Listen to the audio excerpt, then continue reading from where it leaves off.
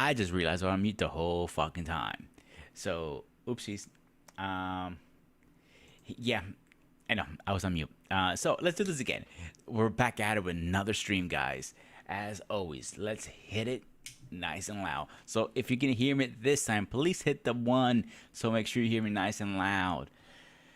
A little embarrassed, but okay. But seriously, you read the title correctly. John Wick versus the Equalizer. Please, please, please hit the like, share, subscribe. This is the first time coming through the stream. It will be a pleasure and an honor to get you guys on the platform. So, off the bat, like I was saying when I was muted, I am a big, big, big, big fan of John Wick. He's a badass. Can't go wrong with that. If you says otherwise, please say in the comments. If you think Equalizer is better, it's okay. We can agree to disagree on this one. But some people says the Equalizer is better. Come on, anytime you fuck somebody's dog, you're asking for problems. I don't care how you look at it. You are asking for problems. What's up, Cass? Thank you for letting me know I was muted. Of course. Always come kind of issues, but it's okay. We'll get through it. As I was saying, John Wick isn't like, come on. He's a martial artist. He's a specialist with all the weapons. He has so many powers. I mean, so many techniques. He has everything to his right there in his hand. The Equalizer, he has to go find everything. Come on. How can you say he's better? He's not. Any shape, way, or form, he's not. So, of course, let's say hi to Mariana. Welcome. So, Cass, Mariana, here's a question for you guys. Who do you think is better, John Wick or the Equalizer? Just saying, I already picked John Wick. He has 1 point on my side. So, in the world of action cinema, film characters, and imagination, the question is like John Wick and the Equalizer, also known as the biggest badass out there. Both men are driven by a strong sense of justice, yet their approach are different. Mariana's already picking John Wick. Good girl. She's on John Wick's team. Let's see when our guest comes in, what they say. What was I?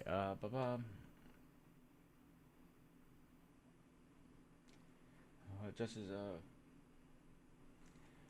approach right to wrong, set there apart. That's true. Both have their own ways of handling things. Some is right, some is wrong. So we need to figure out tonight who is in the right, who is in the wrong. What is going on, my man?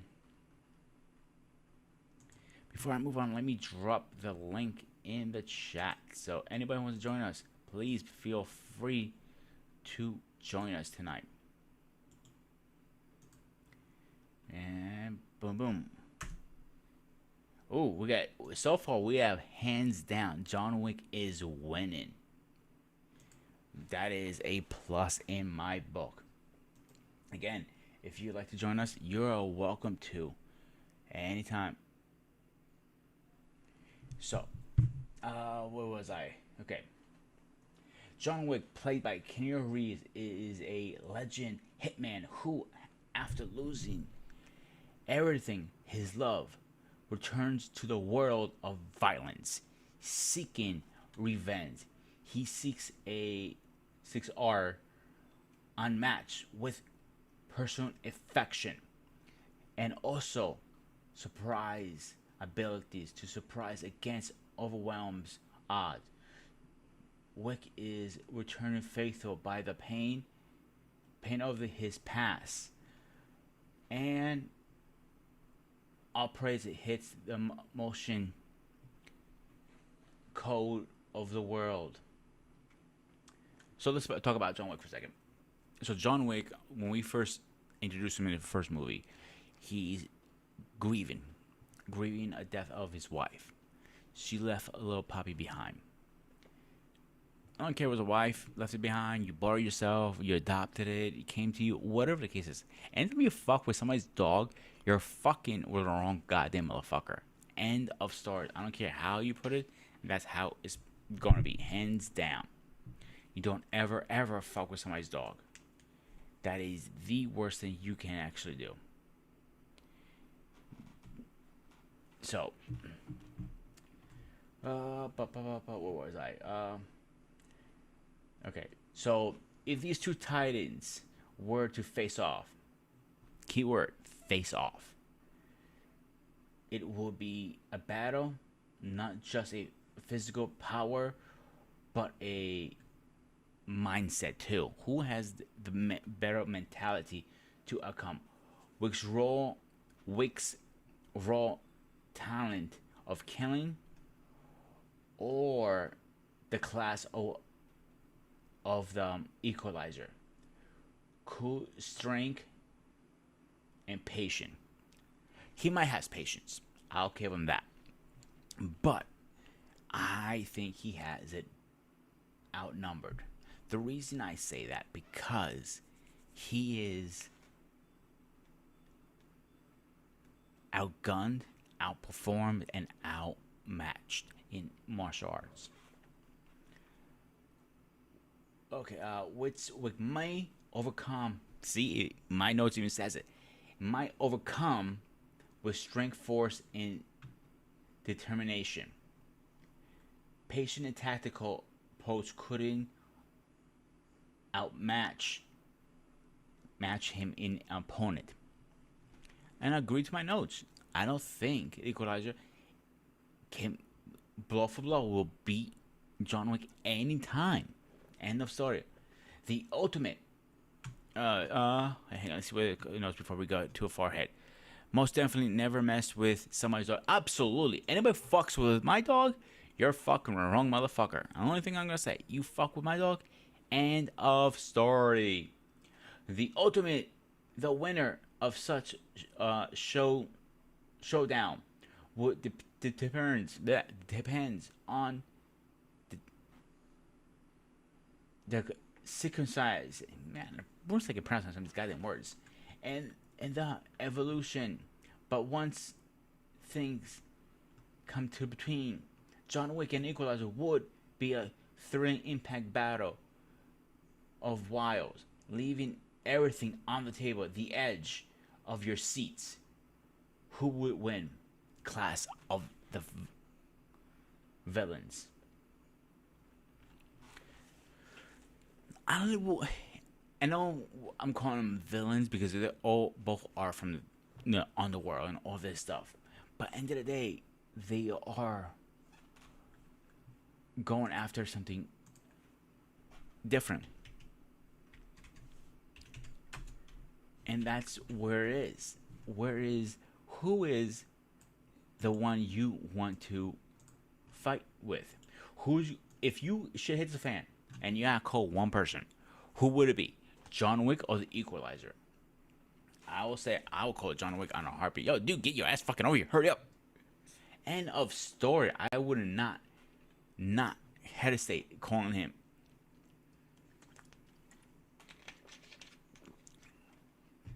He is the person you want to call.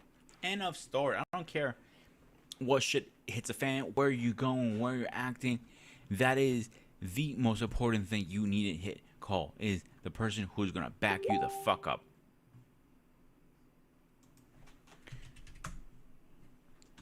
So, who are you gonna pick?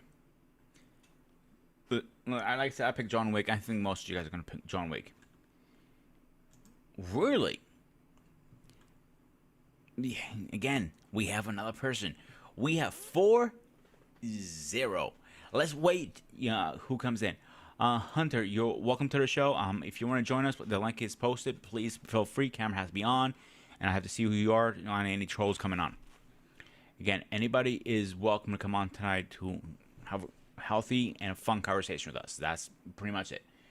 We're not getting all crazy tonight. That's Thursday night.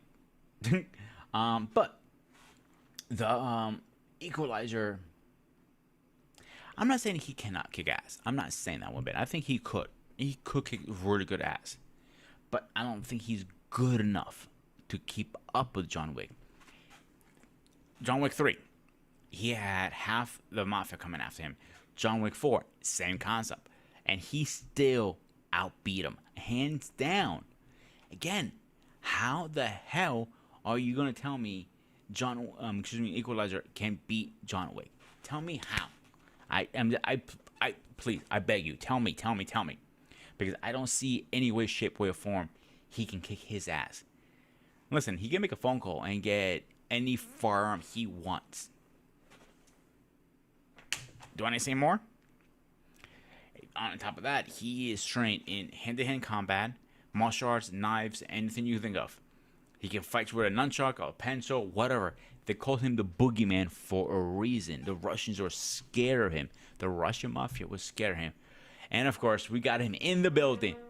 Let's get his theme song going on here. And Mr. President. What's good, sir? What's going on, my brother? How are you? Pretty exhausted, actually. It's been a long work week, and I actually had to get up early this morning, do some work. Worked out, cut my lawn, got to prep for tomorrow. Go back to teaching Sunday school tomorrow, so it's just a lot.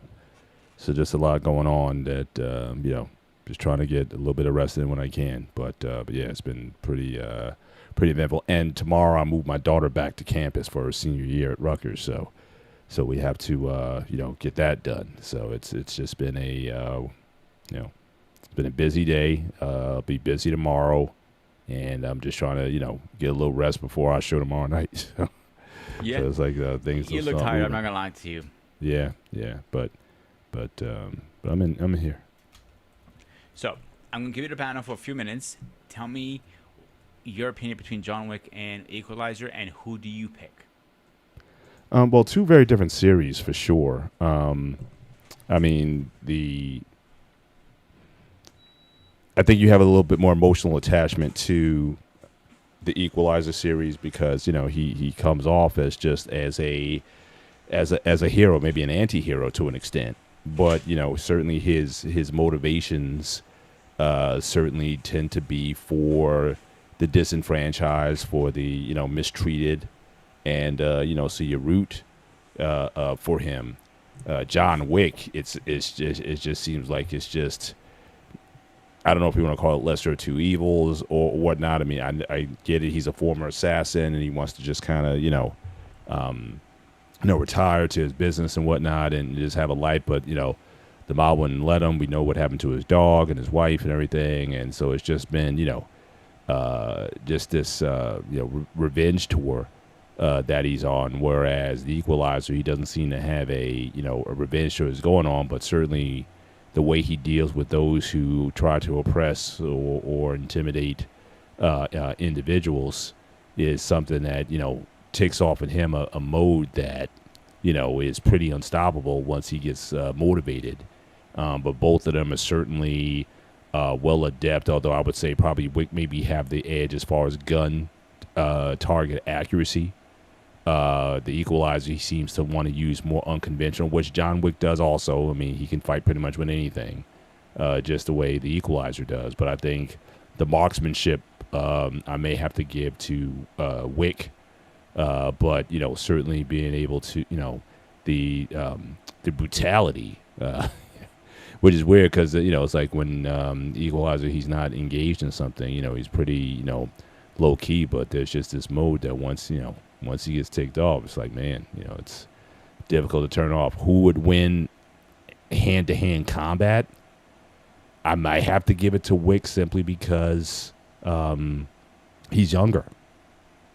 And just like in boxing, you can be, a 40-year-old fighter who would take out most opposition. But when you're talking about someone who is equally as advanced, but that with that youth, I think you may have to give it to Wick. They'll both find ways. Good evening, Mariana. you may have to give it to Wick. Now, what would be if I was going to add a third person in? I know this is going off the subject of the show, but if you were to add James Bond into that mix, who would you choose as far as a who comes out of that scrum? And you compare any pair, James Bond versus John Wick or James Bond versus the Equalizer. Who would you choose there? I mean, that's another guy. I'd like to see squared away in that kind of setting. But just staying on topic tonight, I may have to give Wick the edge. Okay.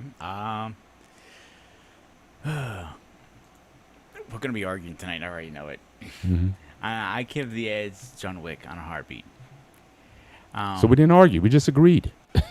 Good point. I thought, you know what? Because in my mind, for the whole time, today I was thinking about this at work. I go, man, he's gonna pick the Equalizer, and I just automatically went there straight. I mean, look, they have it. They have advantage. I think. In fact, I literally just saw Equalizer 3 this afternoon. As I was working, by the way. So I had Equalizer playing in the background and whatnot, and I think certainly he tends to rely more on stealth and surprise to get his opponents. But again, John Wick, you had people coming out the woodwork after him also trying to use the same thing, and he was still very adept at getting out of something using all of those different. Hey, what's going on? It's my boy.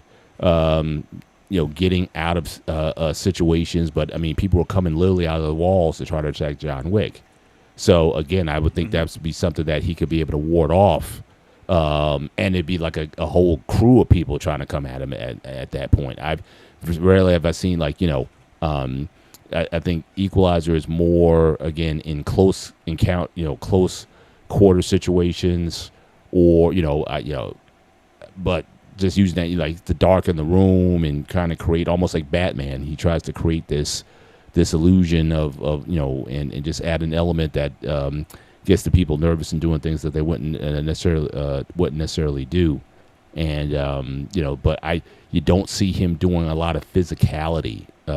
Like even in the last movie, The Equalizer, the times when he was like physical, like one-on-one combat. I mean, clearly, this guy's a combat veteran, something. He's special ops, whatever he was. He's just a common thug is not going to be any match for the guy. But if he had to go like against a legit hand-to-hand combatant of that caliber of a John Wick, or quite frankly a Batman for that matter, or maybe not Captain. I mean, I don't want to bring enhanced beings into the mix, but like a Batman or Shang-Chi or someone on that level who just has like mad fighting skills. Even Barton from Punisher, or Black Widow from the MCU. I mean, I'll give you the Punisher. He'd be a good mix in this. He would. He absolutely would. Yeah, he absolutely. Came to my mind as you're saying that in the MCU. I didn't think of it. And I didn't want to add too much equation, but as we always talk about, this is the hangout. We can't talk about anything we fucking want. Right. So, let's add the Punisher for an equation. Okay, now you have John Wick, who I think he can probably wipe both of them easily. Equalizer, maybe third place. I will give a Punisher second place. The only reason because he has not as much training as John Wick. The reason I say that because he did FBI training, so they only go so far. Not John Wick. Did you see the fourth one, by the way? The John Wick? Yeah. Yeah. Okay, hang on. This is spoiler alert for everybody. Oh, wrong one. This is a spoiler alert. You're being warned. Again, this is a spoiler alert. You've been warned. I need a little spoiler thing come out and like cross, like warning. So, you see him literally go at it the last one. Yes, he ended up dying. They're saying they'll make a fifth one. I don't think he's coming back from the dead at this point. Then they overkill on it a little bit of the character. But John Wick, he knew hand-to-hand combat. He knew nunchucks, martial arts, all this stuff, throwing stars, you name it. Any weapon he could grab. His marksmanship is almost like super. Even this little, almost it's like super. He's like who's the guy? But Bullseye from the Daredevil. Yeah, that's the name, Bullseye. Yeah, yeah, he's got that kind of level of accuracy with his stuff. Where I don't know, like say Equalizer or even the Punisher. Like I said, but like I said, Mark, like I said, even between those three, I would have to give the same ranking that you're giving. John Wick, Punisher, and Equalizer. In terms of, say, marksmanship is going to be a big deal, not only with the guns, but like you said, the shurikens or the knives or the blades or the whatever. It seems like, again, with Equalizer, just observing the style, he's good in close, really good in like close combat or whatnot. And he'll use anything. He'll use a bottle. He'll use whatever, a pencil, whatever he needs to do in order to. Rubber ducky, he will use to kick your ass. Yeah, yeah. So he uses that. But again, when you're talking about expert marksmen, I haven't seen him come up against those guys. Like most of the guys he fights, I don't think they're on the caliber of the guys that John Wick has fought, because he's fighting fellow assassins, right? Yeah. So the only person I'll give him a fighting chance as a villain, not as another superhero against him, is Deathstroke. The reason I'm picking Deathstroke is he is a marksman. He knows survival techniques, and he can fight with most. I don't know. I know he fights with katanas, pretty much swords, but I don't know any other weapons. But when Green Arrow went against him in the Arrow, he had a hard chance. It was. But isn't Deathstroke? Isn't he somewhat enhanced or slight? I thought he was slight. Might be getting my characters confused, but I thought he was somewhat enhanced. I'm actually going to look it up right now for us. Yeah. That's like I said. I didn't want to add any enhanced individuals, and like I would go as far as Batman, or Shang-Chi, or some of that nature, who still has like human level strength. But I'm not going to put him up against Spider-Man or Captain America or anybody like that, because even though Captain isn't technically enhanced, because all of his strength levels are basically those within human capabilities, still the way he's able to put all together with his fighting style, I mean, he's beaten enhanced combatants. So again, I don't want to introduce those guys into the conversation, but I would have to. Add those. That's what I'm saying. I think a James Bond would be interesting, because especially like the Daniel Craig version of James Bond. I think that would be I would like to see those guys go at it and see what comes out of that. So right here where I'm finding, I didn't see anything saying about him being, I was called it. I was working with Enhanced. Enhanced. Thank you very much. So let me actually, there's a couple questions in the comment I want to tackle. One is from Mariana. So her question is, what about Liam Neeson? I can't pronounce his fucking name ever. Liam Neeson. You're talking about the what was that series he was in? The Taken. Taken. Yeah. I can't add him to the equation because the only time he reacts was when something is going on with his daughter or family member. That's the only time he reacts. So you can't really use that against in an equation. So, and the other one from Hunter says, and I apologize if I'm pronouncing your name wrong. Uma from Kill Bill. Yeah. Go ahead, Paul. I'll let you take this one. Yeah, that was and certainly I appreciated the franchise, but again, I think just in a lot of ways they kind of made her either unkillable or she wouldn't die. I mean, the lady was buried and she came out of. So it's like, so I don't know if, and I it just seemed like that they took it to such a degree where again you had these marksman assassins, and she was like I guess the best, and she even beat Bill himself at the end of the series. So I mean, if you want to go to that extreme, I just think they made her this but I think you have to add her to the mix, no question. But do you really? Because I think she won't have a fighting chance because with all the guns coming out. She would find a way. I mean, now were her swords? I know she had those katagana swords. I don't know if they were like bulletproof or something. I thought I remember somewhere in the series where she would deflect bullets or something like that. I don't think it was all just sword play and whatnot coming at her. I thought she had to avoid some gunplay at some point, that she would be somewhat adept at at doing so. And Equalizer, again, he had to deal with that also. That's why, like I said earlier, his style seemed to be, again, always catching people by surprise, but never having expert marksmen and whatnot. It was just like, common hoods or whatever that he would always be able to take out. But I don't know if finding an equal who was younger, I don't know how he would fare there. I know this is not a fair mixture to throw in here, but I'm going to add him just for kicks and giggles, and I'm not going to clue into conversation. I just want to throw him out there for a minute. Deadpool, before his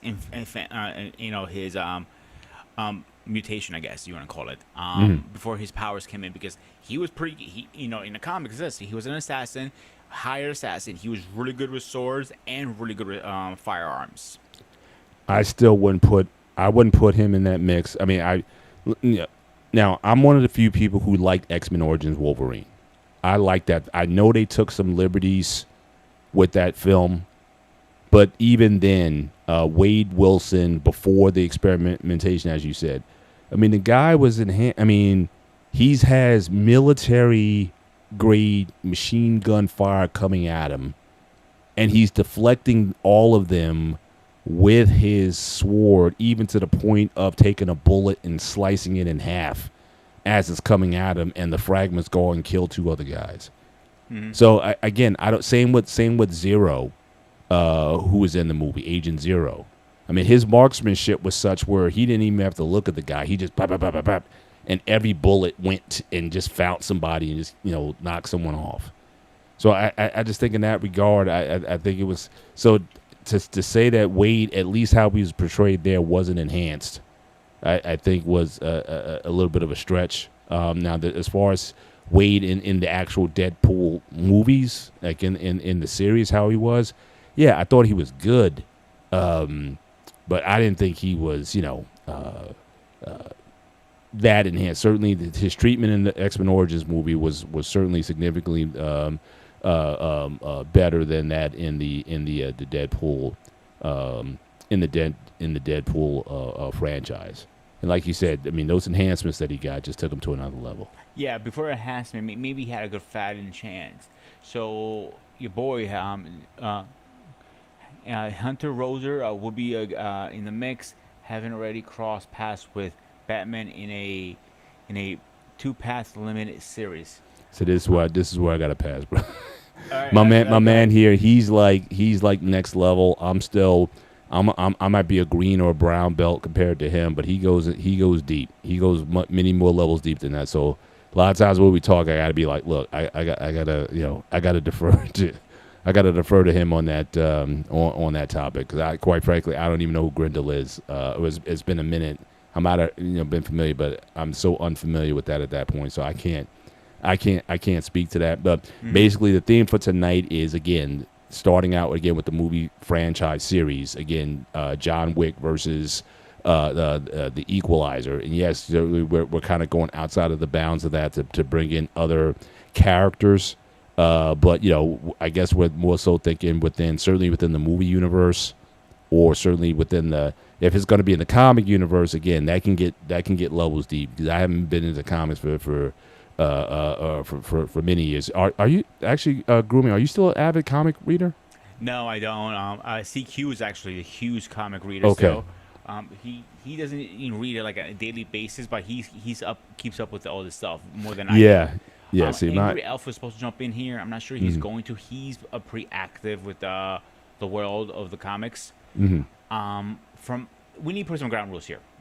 Okay, so must be an assassin, must not have powers. Fair enough? That must be an assassin. What was the second part?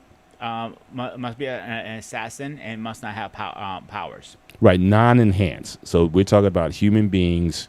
Yes. Within a fictional, but still human universe. So again, no meta powers, no enhanced powers or whatnot. So that's why, like I said, I was comfortable introducing James Bond, but I do think certainly to Kill Bill with Uma, I do think that was I think that was a decent. The Punisher, as we talked about, also was certainly a good entry into that as well.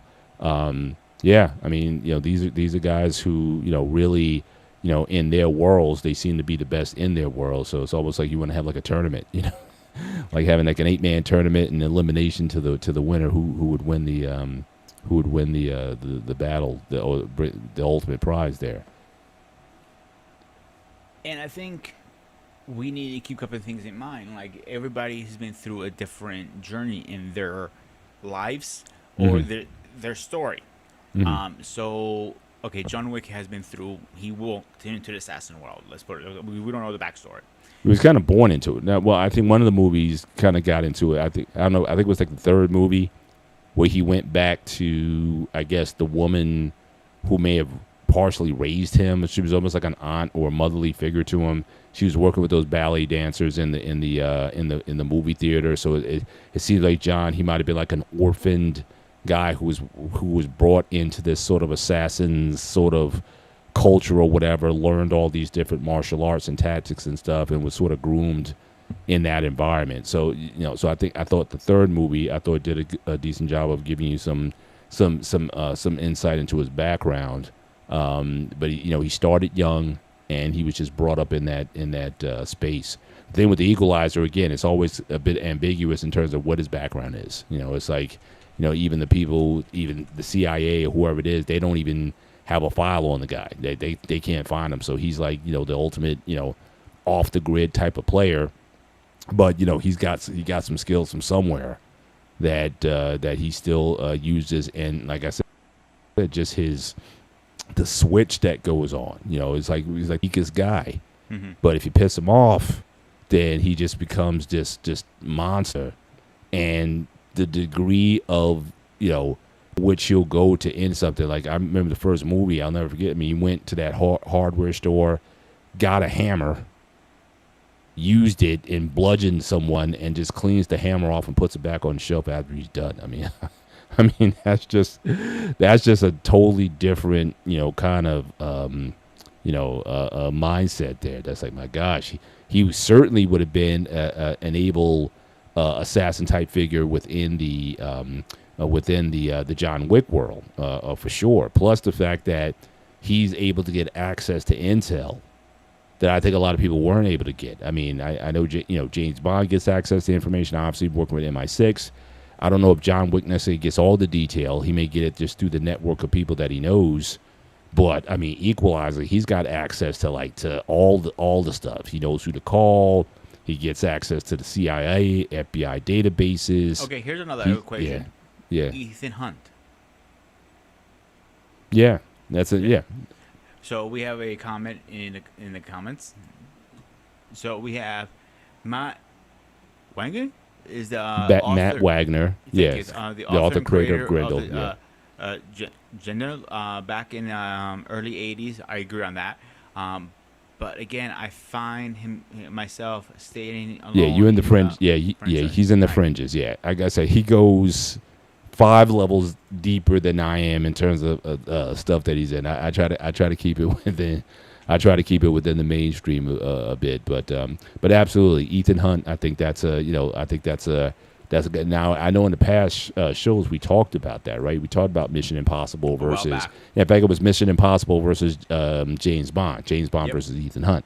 So that would be so we already got like a 4 or 5 man tournament already. So you could have on one side James Hunt, Bond, Ethan Hunt, on the other side John Wick, Equalizer. Now if you want to add like another 4 guys, I think you mentioned the Punisher. If you want to add him to the mix, so that's a that would be an interesting square off in terms of who but let's just take the 4. All right, let's who you leaving if you're going to leave John Wick and Equalizer in, Ethan Hunt and James Bond in, if those guys square off, who wins their bracket and then who wins overall? So how I would break it down, I'll say so: assassin versus spy, because technically Equalizer is an assassin. If I'm not mistaken, correct? Remind me here. Who's that? Equalizer is an assassin too. He was at one point. I think you can't really get in detail that. I don't know if he was an assassin. I think he might have been just like special ops. You know what I mean? And who goes in and they take out opposition.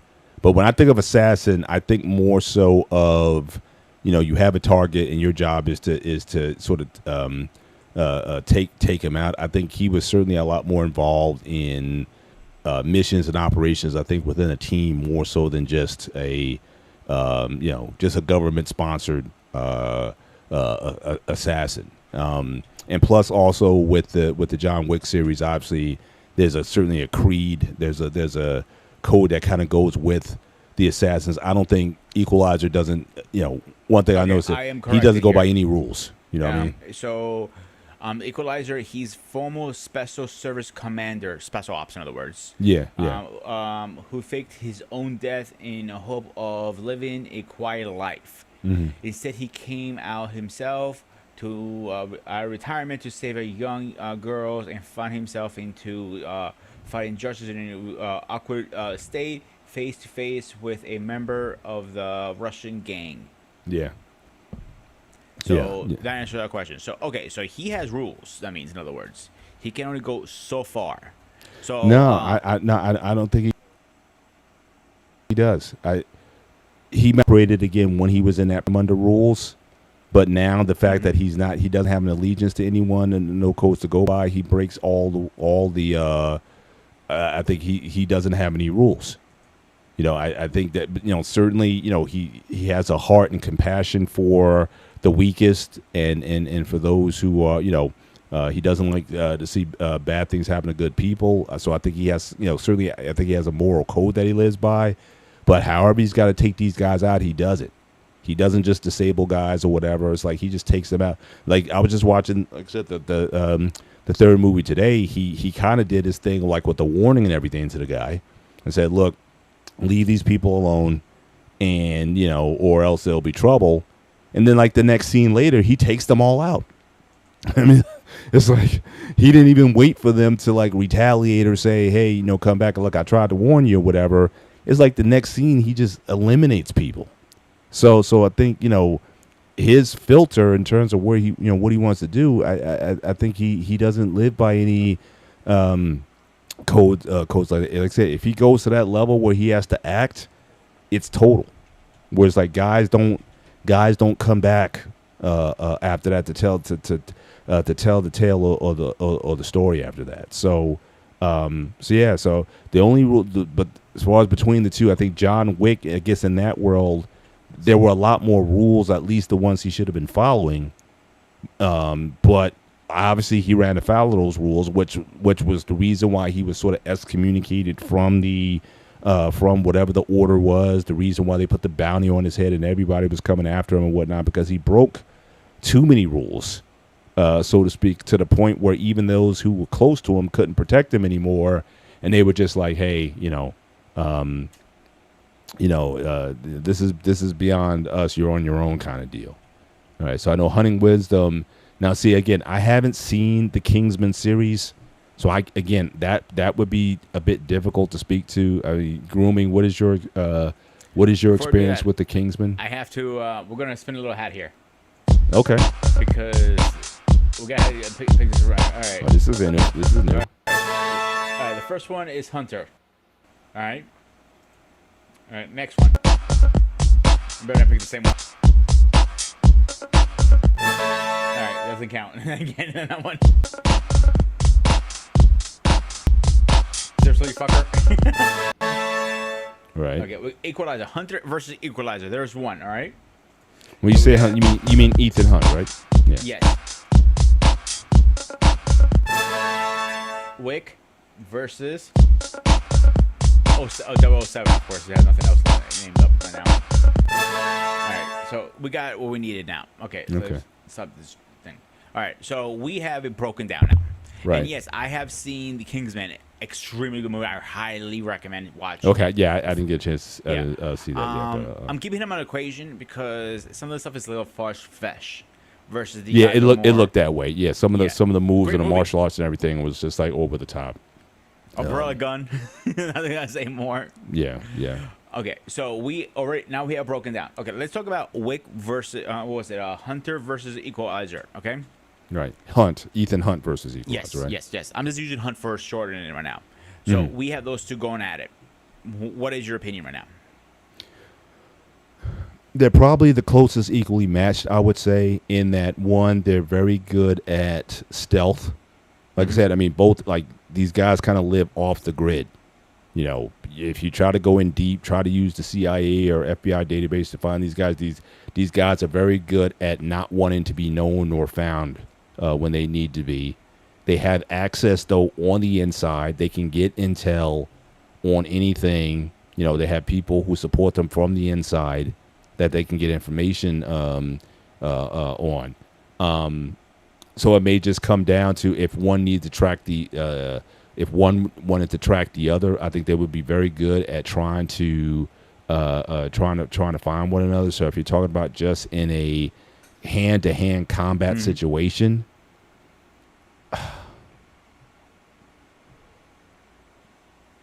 and I know Tom Cruise isn't that young either. I mean, he's almost 60 years old now as well. So I mean, but we have to take their actual age out of the equation, right? So at their primes, or we're talking about their characters. Okay, I can look up the age. I think that the Equalizer is a bit more brutal. So I mean, if it came down to an adversarial situation, like Equalizer has no mercy. I think Ethan, like, he doesn't want to have to kill if he doesn't want to. He's usually running from somebody, or again looking to not instigate violence. So I don't think that's in him unless he's forced to do so. Whereas with Equalizer, it's like, again, once that switch comes on, he's as brutal as it gets. He's like an unstoppable force if you tick him off. And I got to think in the context of, we're not talking about a boxing match or a martial arts match or whatever. We just talking about who would be more lethal. I think I would have to give it to the Equalizer, because he doesn't care about wanting to take your eyes out, wanting to, you know, hit below the belt or break an arm or, you know, stab you in the eye with a pencil or whatever it is. I mean, he just has this viciousness that I don't know Ethan would be prepared for in a hand-to-hand situation. So I would have to go with I think I would have to go with Equalizer in that case, just because of his sheer viciousness when it comes to him willing to do anything to you to take you out. So according to here, I'm still looking up the Equalizer's age. Ethan Hunt, and from the last movie, not the character, not the actor, the character is at 47 years old. There have him. I'm looking at it. That has a factor too, because, you know, age equals experience, yada yada. We know how that goes. Yeah. The Equalizer. Give me a sec. I'm still looking find out how old he is. I mean, if I had to guess, he'd probably be around the same age, late 40s, early 50s, or something. You know, he certainly he wouldn't be what Denzel is today. I mean, Denzel is almost 70 years old, so I don't think he would be betrayed that old. But I think he would certainly no. But again, we're not racing. We're talking about hand-to-hand combat. You're right. Ethan can run for days. He was certainly, and it's funny because that was one of the things in the film. I mean, what's the name? Equalizer got hurt, and so just getting his mobility back and whatnot. Yeah, he's not known for running. He's known for, again, like I said, being in close quarters and try to get us up. Ethan, he's running for helicopters. He's running on trains. He's doing everything. Dude, he runs for a fucking marathon. Yeah, but he's not. It's like he's not looking to fight. That's just not his thing. I mean, if he can avoid a fight, he would. But if you put him in a corner where he's got to do, then he'll do what he's got to do. But Equalizer, he's just got this viciousness that's just, and it's unfeeling. It's almost like the guy is, I don't know, bipolar or something. Like, just totally two different personalities. This is off topic. Have you seen Tom Cruise's face when he runs? He's like, mm-hmm. I'm like, dude, just his running style is perfect. I mean, you know, right? He definitely does the hand movements. And his face is like, and he's running in shoes. Like, he's not. It's not like he's in sneakers or whatever. I mean, no, that's a big to run in shoes like loafers. I mean, he's not running in track shoes for sure. But he has like this boundless energy to get from one place to another. But yeah, So I really don't see fast, the I can't Equalizer running from find anything. the Equalizer's age anywhere online. Right. They're just giving me numbers. Like Right. it came out in 2014, from the 80s. They got the idea, whatever. But running. Yeah, you're right. He can balance his shit up because he's running with boots, dress shoes. Yeah, you that's name it. But it makes me think, are those custom shoes, they look like dress shoes or boots, are actually sneakers underneath? That makes you think now. Or are they actual dress shoes?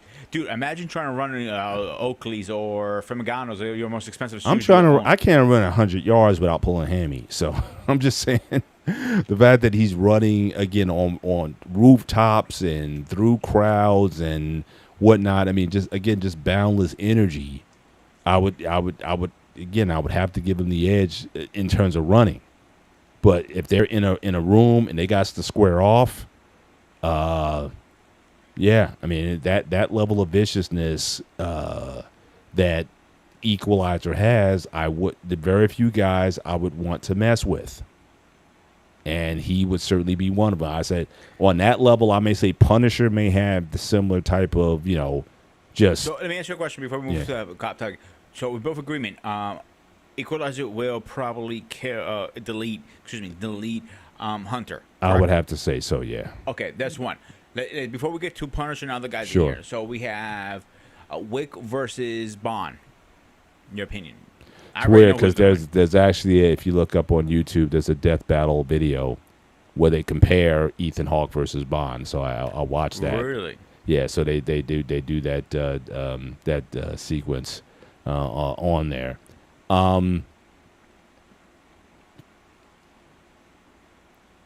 It may boil down to gadgets. I mean, they're both expert hand-to-hand combatants. They're expert marksmen. And it may come down to, especially if they're in close quarters, Bond, if he's wearing one of those laser watches or something, he's got something in some secret weapon or something that's in his shoe or something to that effect.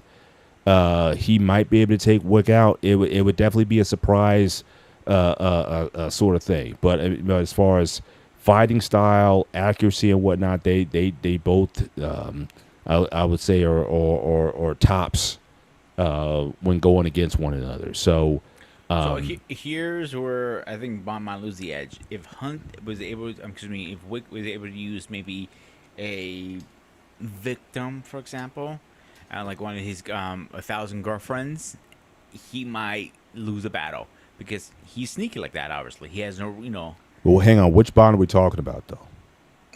Well, name a Bond who didn't have a girlfriend, dude. Doesn't mean have a girlfriend, but in terms of cold-blooded, like Sean Connery is cold-blooded.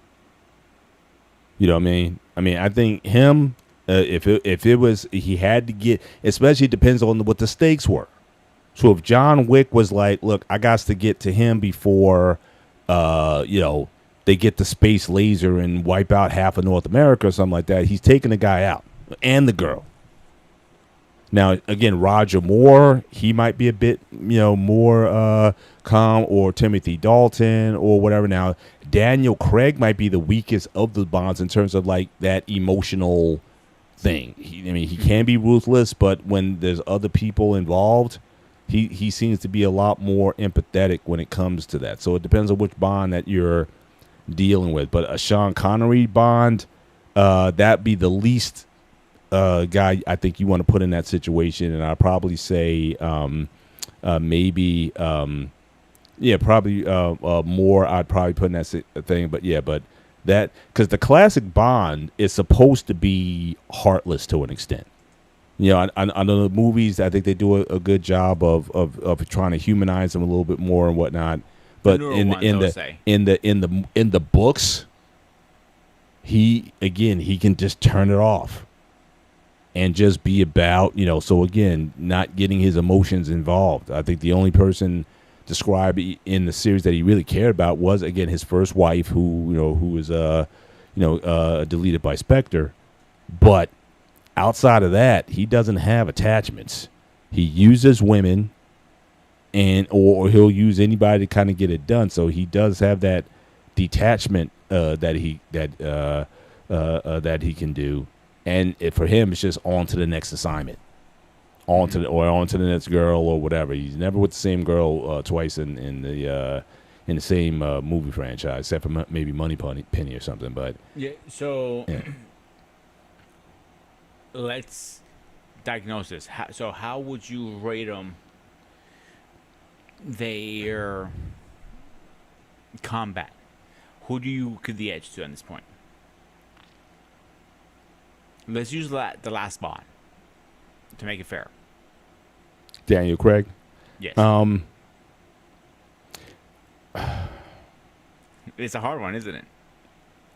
Yeah, like I said, they're trained in a variety of disciplines, and they're not above using, again, brutal means to end the squabble. I mean, to end the contest. Now, again, I've never seen James Bond do anything as vicious as, again, like with Wick, he takes a pencil and it goes to the guy's eye, to the back of the skull, and things of that nature. I've never seen Bond to that level of viciousness. But I have certainly seen in Daniel Craig, when he's amped up, he gets into this sort of berserker type of mode where he becomes this unstoppable kind of force. So again, I think you're talking about two very strong-willed individuals. Marksmanship, though, like I said, I think they're both up there. Although I think with the Wick series, though, I mean, I think the tag they call for the movie's franchise is gung fu, like gun, like with a gun fu. Yeah, that's true. So I think they take it. I mean, it's almost like back in the day. There was this John Woo series, like Hard Target, and I think there was another. I forget the first movie that maybe my friend, he can tell me, remind me what that was. But Hard Target, and there was another one that was made. But it was just like every shot that they shot hit somebody, pop, pop, pop, pop, pop, and just 20 guys would just go down, just from the. In reality, because I have shot multiple firearms, and you know that, you're gonna miss eventually. You can't get. Say you have 15 rounds for argument's sakes right now, right? You're not gonna hit every 15 round every single time. You're gonna miss one or two. That's normal. It happens. Right. Because if you have a grouping right around here with a circle, you might get one here, one here. Right. You get most of them here, and that's fine. It happens. That's why you practice. Yeah, but you see in the John Wick films, though, he'll kill a guy like he's fighting hard boiled. Thank you. He'll be fighting with a guy over a gun, but he'll still move the guys over to take out two or three other guys. Yeah. You know what I'm saying? So, I mean, that's like Bond, I've never seen do that. He'll be like, look, if he's got an open shot, he'll take you out. But to the degree which John Wick is able to, 5 guys in a room, they're all shooting at him, but he finds a way for them to all shoot themselves and take out everybody with accurate shots. So, again, my pushback is Bond does rely a lot on his gadgets. Yeah. Like, I know this is an older Bond, but he had a remote control on his phone. He flipped it into a touchscreen, and he's driving his car. Driving the car, yeah. But the newer Bond didn't have that many gadgets, if you remember correctly. No, it was a much more grittier, more realistic scene. I think certainly with this Bond, they certainly moved away from, again, the futuristic. Yeah. Because even and it was funny because the first it was actually the second Bond film when we meet the new Q, the young guy with the glasses, and he gives him a gun and a radio, and then he was like, "What? You're expecting an exploding pen?" He said, "We don't do that kind of stuff anymore." So he's definitely more like he uses his AI and tech and stuff like that and computers or whatnot to do more of that kind of stuff, but. Yeah, they're not going in with the big labs and having the laser, the phone with the drill, with the laser in it, or the shoe with the the lifts in, or some crazy stuff like that. They're not into that kind of who has the best gadgets. I would have to say James Bond. Because again, now James Bond, because that's what because he is right. He has a quartermaster. So Q, which that's what Q means. It means quartermaster. So he's equipped with this stuff, and they're always researching to find stuff that he can use and gives it to him. I think certainly, as far as Wick, you know, he goes and gets his stuff, but it's still mostly guns, right? He goes to a guy who he'll arm him with, you know, the weapons or the guns of his choice, you know, the bulletproof vest that he wears with his suits and everything. So he'll pick up equipment and whatnot, but not anything that is like of that sort of high tech the way James Bond would have it.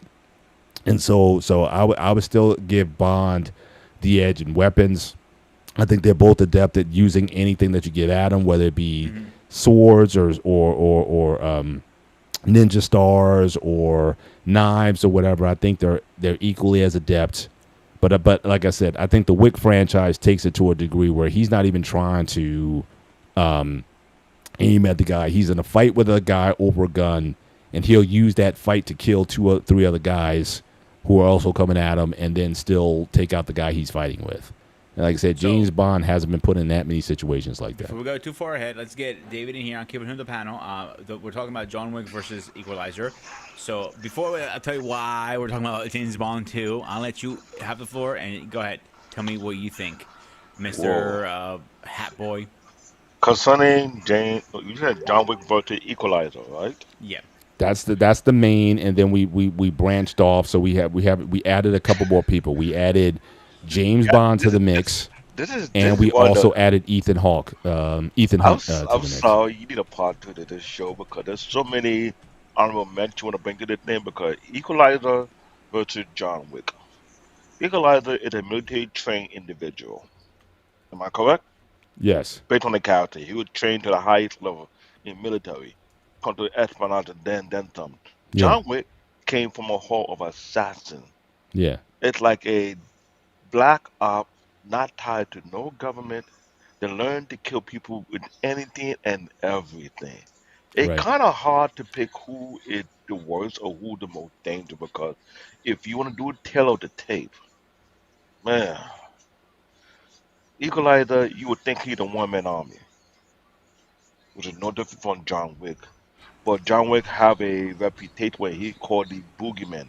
They call him Baba Yaga. So he's on the next level. This is something that most countries is afraid of. Mm-hmm. Not people from one country is afraid of on the Equalizer side. He is a threat within the United States, so to speak. So if you ask me right now, to be honest with you, the person who have the edge in this conversation is John Wick.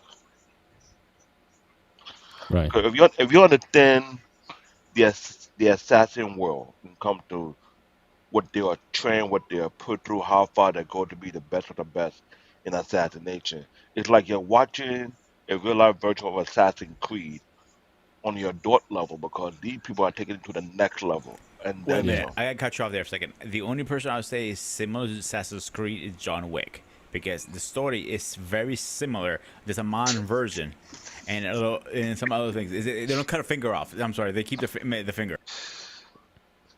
and that's what I was looking at because I watched the whole entire 4 chapter of John Wick and I was thinking like, whew, if they were to make it a TV series, it would be very hard to do.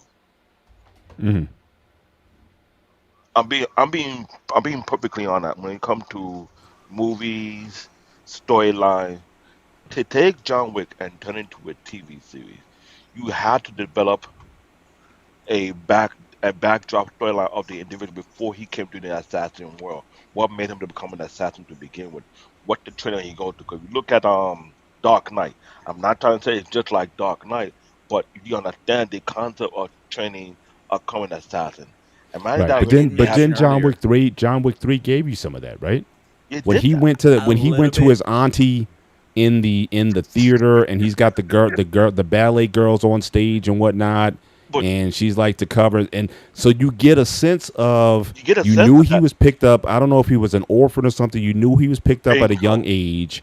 He was trained because they went in like in the back room and they saw these guys practicing and whatnot. So you said he came through all of that. He might have been the best who came through that. So they definitely give you a background in terms of his. And that's Of what The I'm course. only trying to point pushback I out. have on that, the only pushback I have is not like a full deep story like we had with Assassin's Creed with the game, for example, or Yeah, Batman. I agree with It that. gives you a little teaser, a little It taste, is like a here, hey teaser, boy, hey but boy, hey boy, kind of the thing. thing is, if you were to take John Wick and turn it into a TV series, you really, really had to not only break down the storyline, it had to be not only in depth, it cannot be lame. You know what I'm saying? Mm, I'm not trying to shit. John Wick is a very perfect four series movie for what it is. mm, Issue is American production don't know how to take certain movies and make it to a great TV series. There's a that's lack of always the case. Yeah. there's a lack of consistencies in that.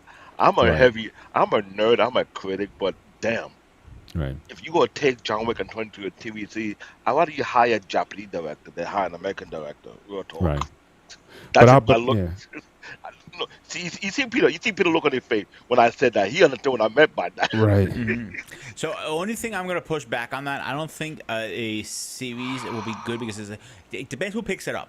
So if you have a good, not regular TV because it's never gonna work out. A streaming service will pick it up. I will probably will put because Netflix has been killing it lately with the series and Amazon. That's the only two I would trust it.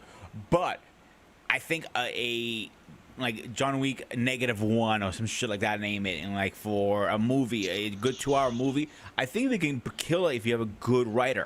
But it can go bad too. Same thing as a movie, a TV show. You can fuck it up very, very easily. I don't Right. care. I care it is. You kind of going in the direction I Assassin's was. Creed movie. Yeah. You kind of going in the direction I was going in because again, we got to take these guys as we see them, right? Mhm. And the thing I would worry about is if we went back and told like a John Wick prequel something. So you're gonna be having him as an assassin, doing it like he's an empathetic figure in the series. I mean, he lost his wife, which you can certainly relate to. He lost his dog, and again, me and Peter, we own beagles. But the thing is, his wife was the reason for him to retire at I first. get that, So you but gotta if look we at what he was before he met his wife. right, but you're still would your view of him be tainted a little bit? Would you feel as empathetic if you saw him doing all that dirt? Regardless if his wife got him out or not, it's still there were victims.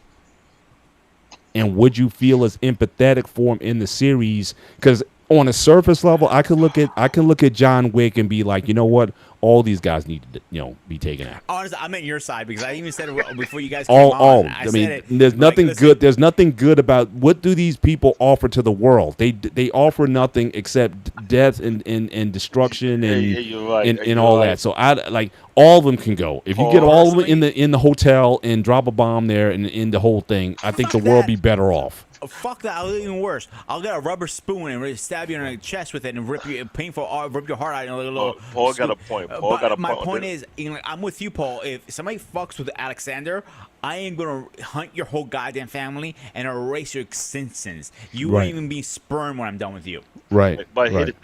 the thing about John Wick is the mention of his name is like a massive echo. Everybody respect him.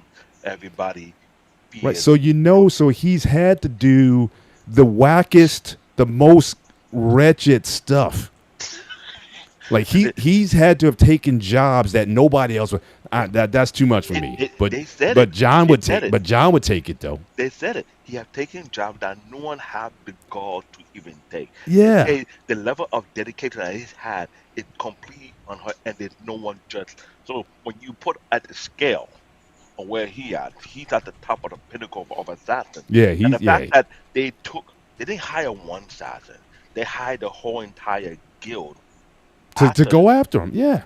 That does tell you if you were to make a series based on who he is before he met his wife and look at all the jobs he had done, all prior to the point he met his wife, he got his dog, he lost his wife, his dog was there, and you continue with the movie, but you put some gap, you fill out some gap in between, it will let you know that this guy was actually the boogeyman. Yeah. I mean, Like, you if look at his the fir- if look at the his fir- wife look at knew. the first movie, when they guy talk about who car you took, and they told the guy who the car to mess with, you don't see the guy swallow his spit. He was like, every underground syndicate is afraid of this dude. literally. Absolutely.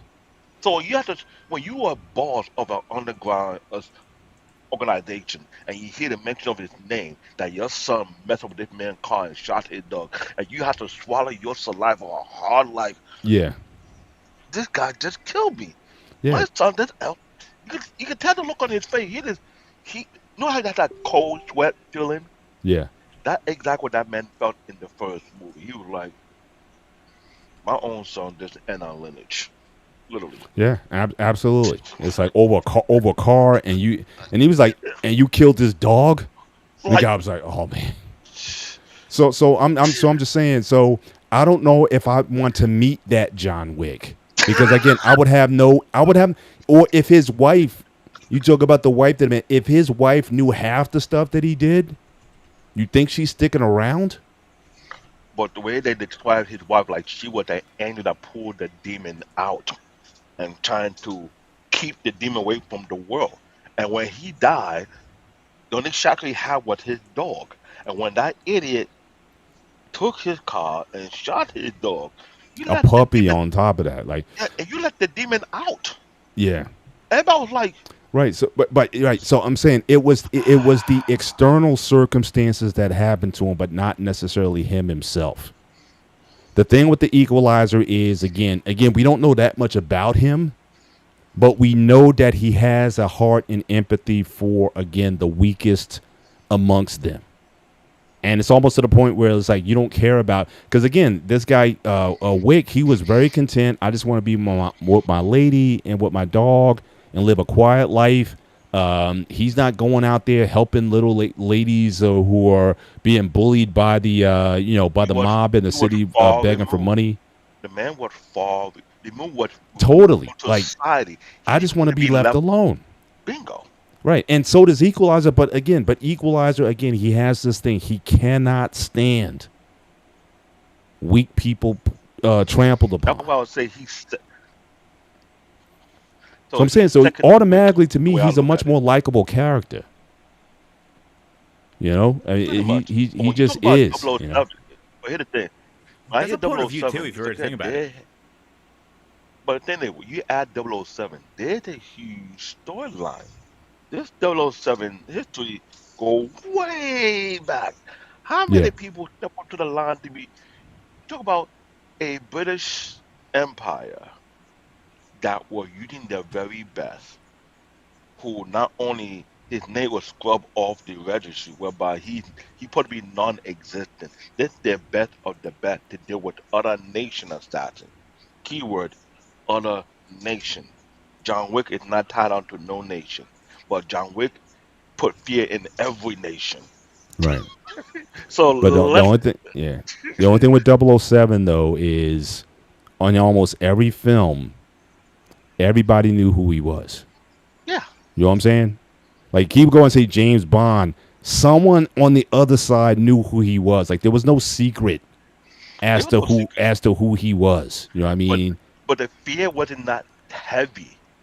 The fear was not. They know who he was. Oh, there was no fear at all, and Yo, that's why with the difference with the James Bond series versus the other ones, there were so many times where James Bond should have met his end. bingo. So it's like the guys had to act stupidly. You got him inside. You got him in handcuffs. You could just put a gun right here and end it. No, we can't do that. We got to have a special laser that's warming up, Here's my that's favorite counting one. down in two I got a better one. minutes, Mr. Bond. You will meet your end. Everybody leaves the room like it's done. He Oh then goes to God. his gadget, his Paul his got a laser point. watch or something. Paul got The a point. dumbest villains in the universe are probably the James Bond villains. They were so arrogant Yes. in their Yes. hubris. Just take the guy out. He's handcuffed. He can't go anywhere. He can't do anything. He's tied up or whatever. But again, The way Paul described it is right on the it's the button. dumbest thing. I mean, You watch all the James Bond movies, you ask the same question. it's the Why you dumbest haven't killed stuff. him yet? You got him so good. Why just end him? Why you dragging it? Why you playing around with this? Like you're playing around with your food for your food to bite you back. Why? Yeah. But the thing is, they do that with James Bond. But they could never do that with John. No, Hang hold on, on. hang on a Listen, second. listen, listen, listen. They do that with James Bond. They play around with him. Right. They could never play around with John Wick. Notice that. There's a difference.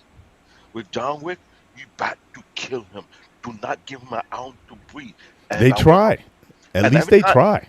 every time they try to kill him off, he come back even stronger. Right? They wasn't playing around with him. They wasn't Right. playing leisure. They They would.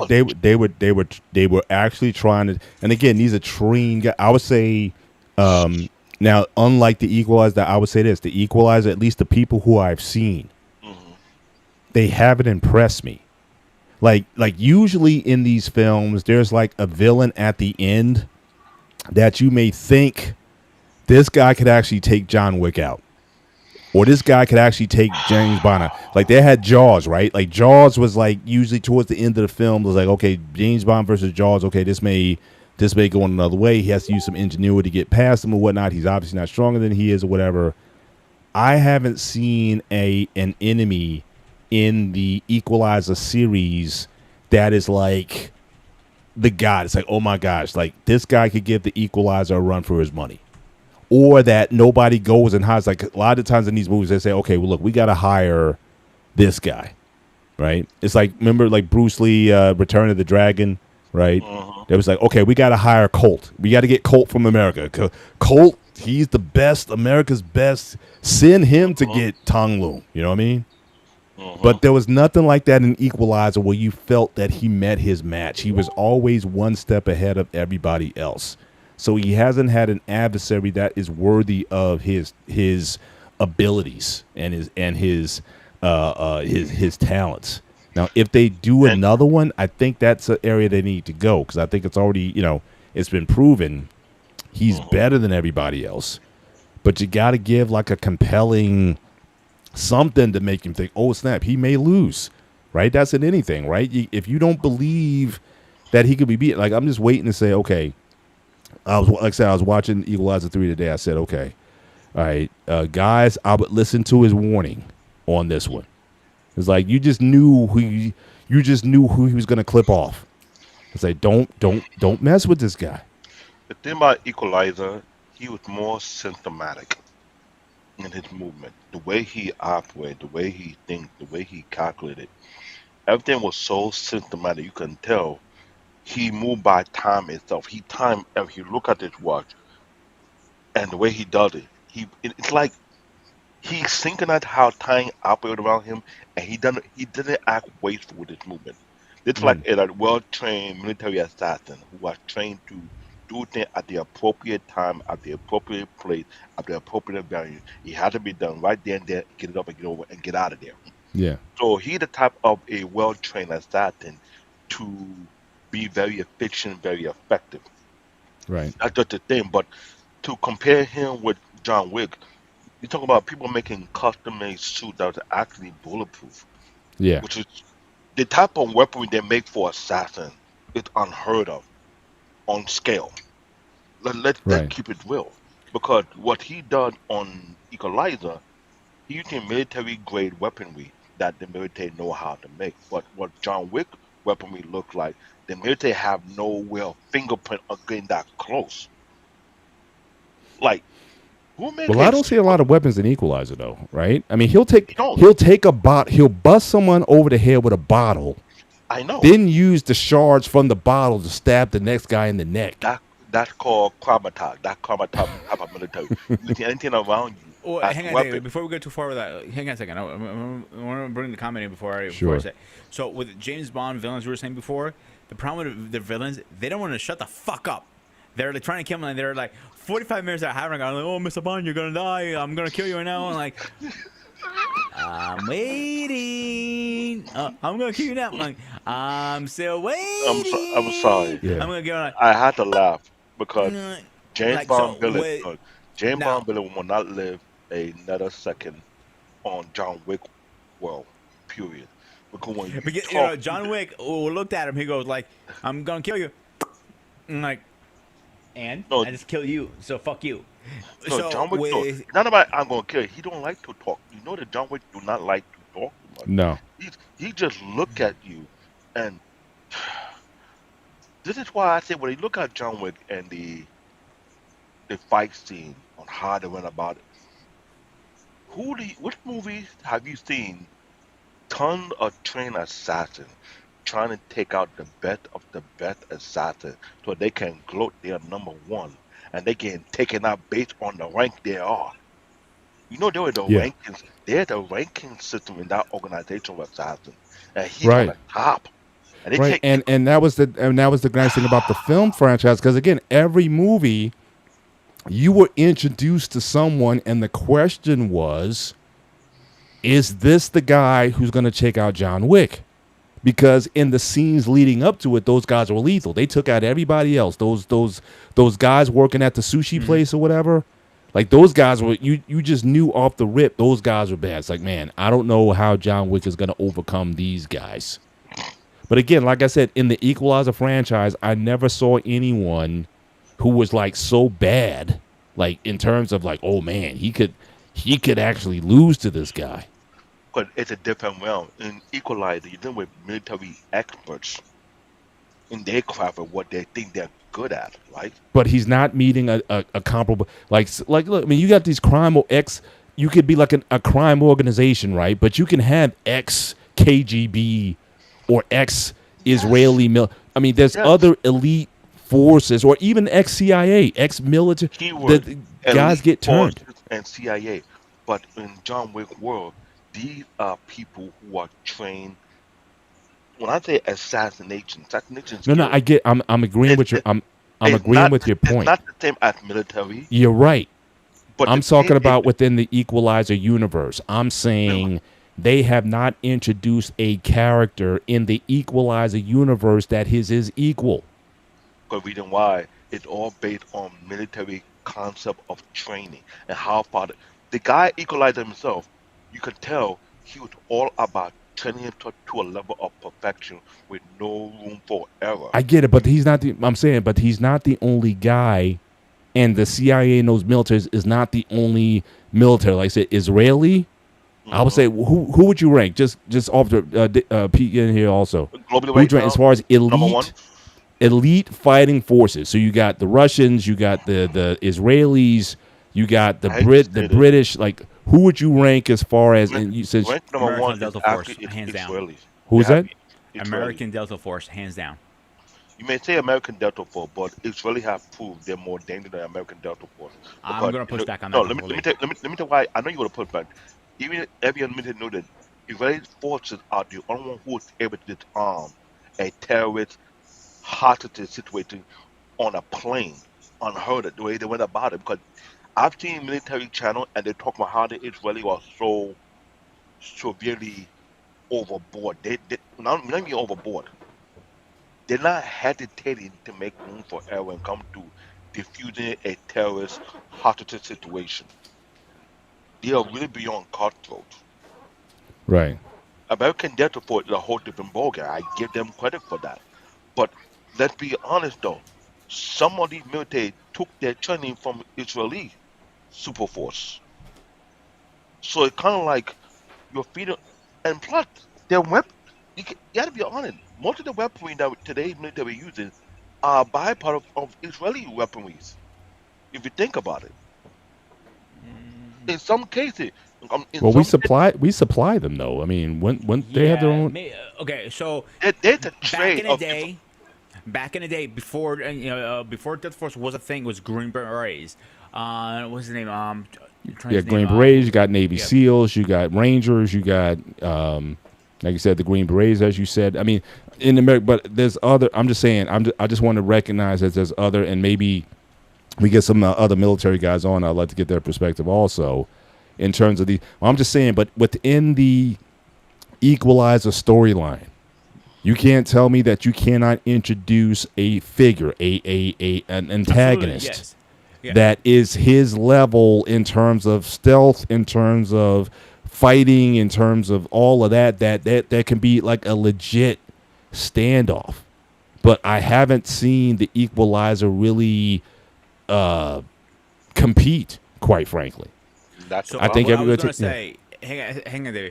So Charles Beckwood, who was a Green Beret, saw during Vietnam, we needed an elite force, so he created Delta Force. At first, Right. it was a hot mess. So yes, it was surely back then. At the time, we took all ideas and from SSA, from the British and UK's at one time. Now, when they do war games, and I know this for a fact, I can show you statistics on this. Delta has come up top for the last two generations.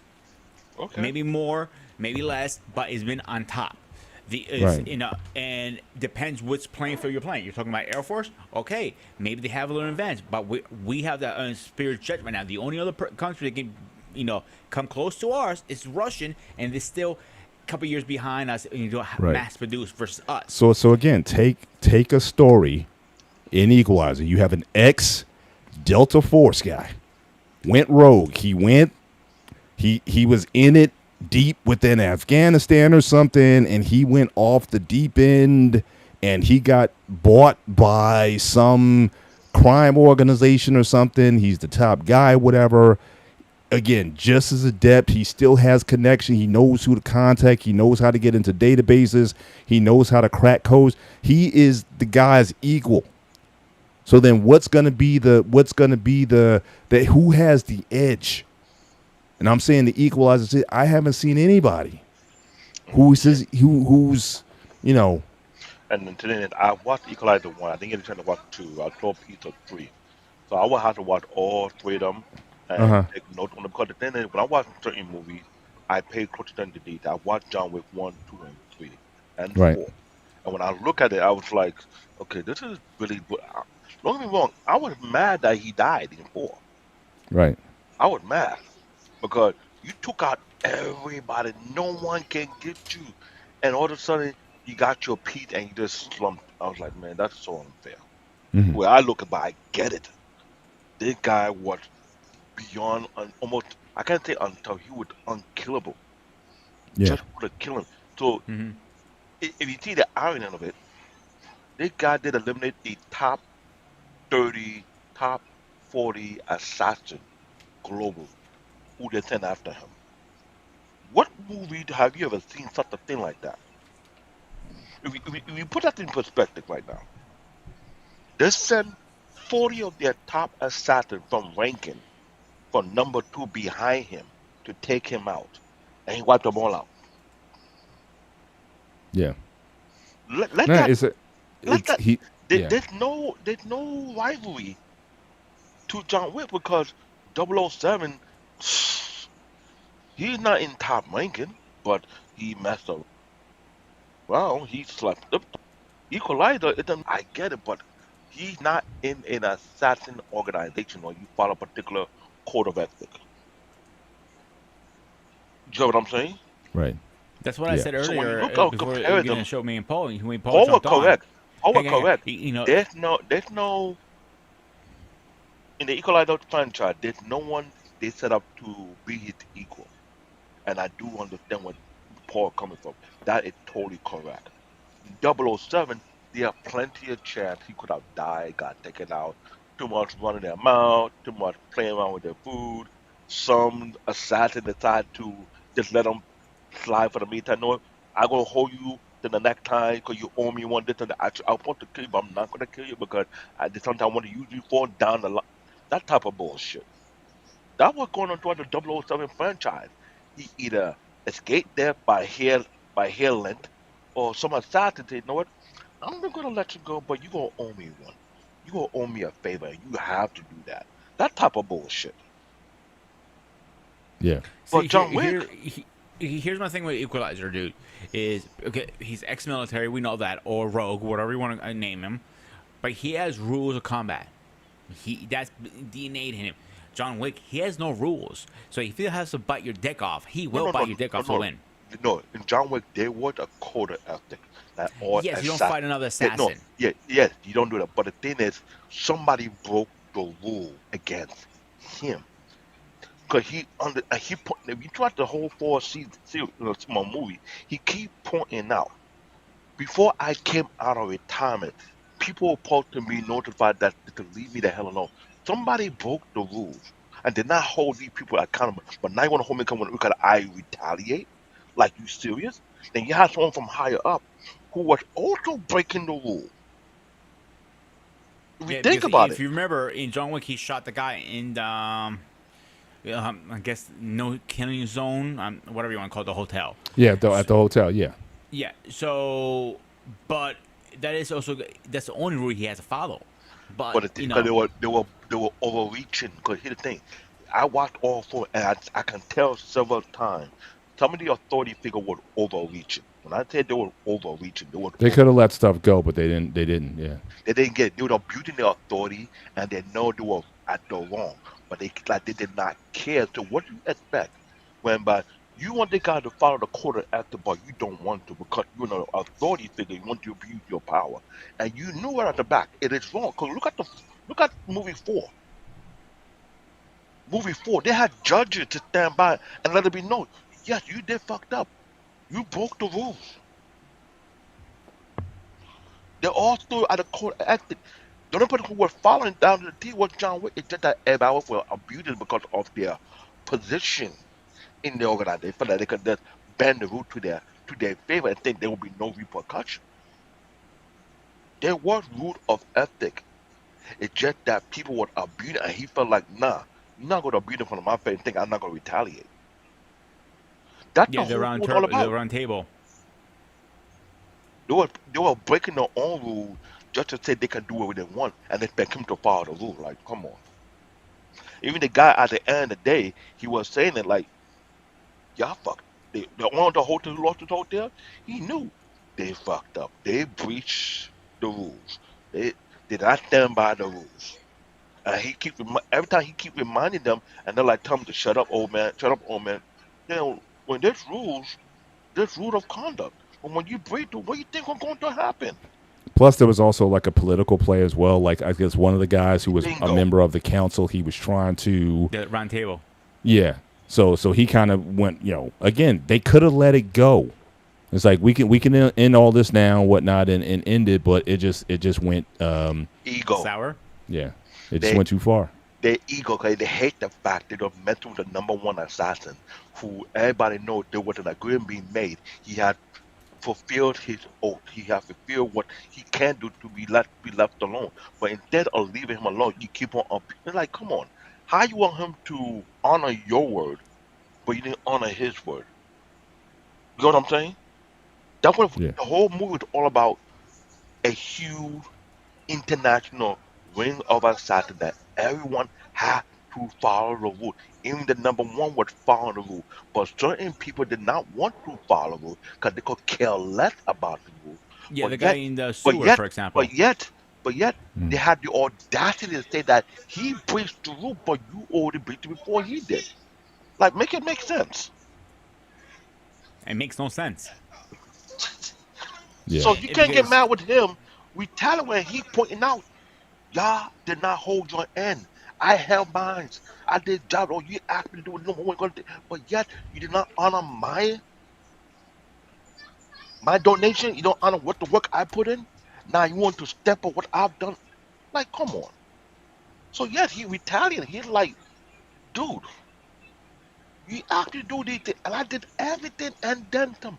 Now why can't you just honor your part and leave me the hell alone? Yeah.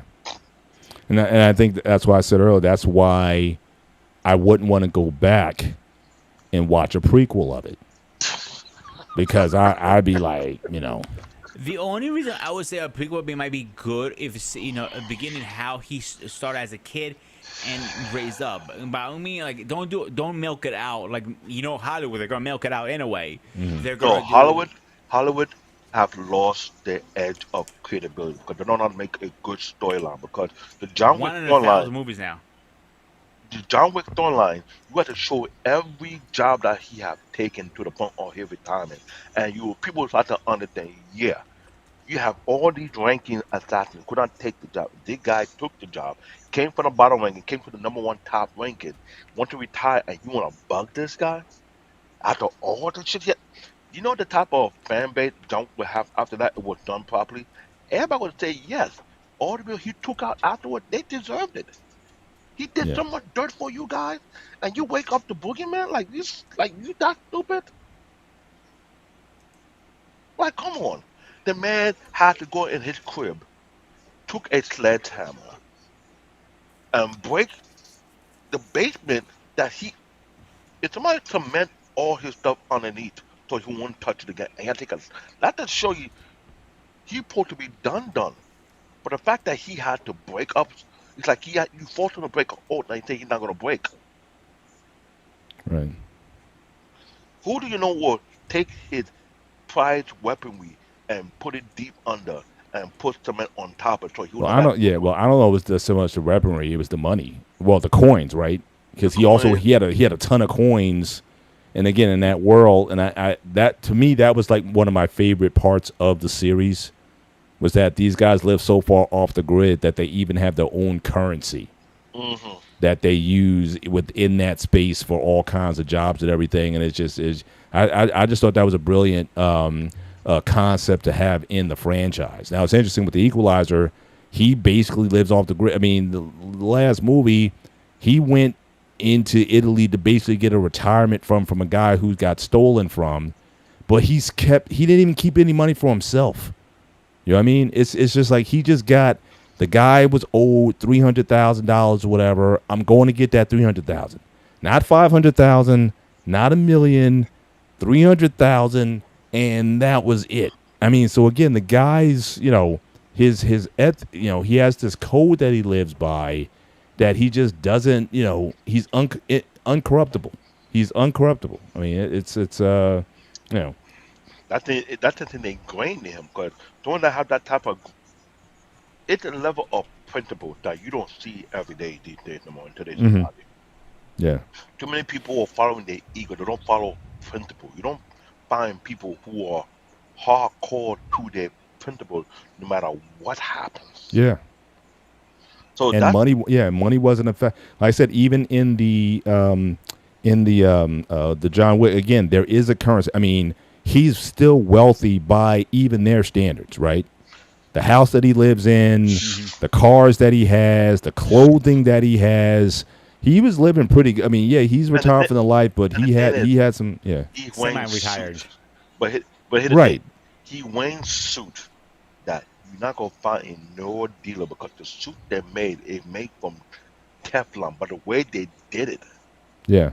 like come Oh on. yeah, yeah. I mean, but he has like I'm gonna say unlimited resources, but I mean again, he had all those shits when he dug all that stuff up, all those coins. Now again, has it ever been determined how much those coins are worth, or is there like a dollar? Those coins are above most worldly currency. Yeah. And a lot of assassins had to earn those type of coins based on the job they're being given. And hmm he's number one ranking, mind you. Yeah. Number one ranking is no regular ranking. Right. No one can take that ranking from him because remember they say he's Baba Yaga, he the book. When everybody talk about him, oh he the boogeyman, he's Baba Yaga. He's Yeah. so he was so stoic. His level of stoicism supersede the equalizer. That's the problem. The way they describe him, I don't know, man. no, you can say you don't know, but everyone who knows of him in the first movie, in the second, third, or fourth, when they don't describe how he is, they'll say that this man does not burn off when it comes to completing a job or a task. Meaning he makes sure it get it done. His level of I stoicism agree with that. was top I'm notch. And the thing about him, they say that you cannot. They said you cannot shake this man off. They said there's nowhere on earth that you can escape. If you want to say that nowhere on earth you can escape from this man, that's bad. Nowhere on earth. same with the Equalizer. But you see with Equalizer, like, and again, there is a tone with John Wick that's constant. Again, maybe because he's still in mourning over his wife or whatever. We catch glimpses that yes, he had a heart or whatever.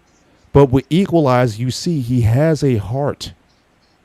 He has compassion for people, but don't tick him off.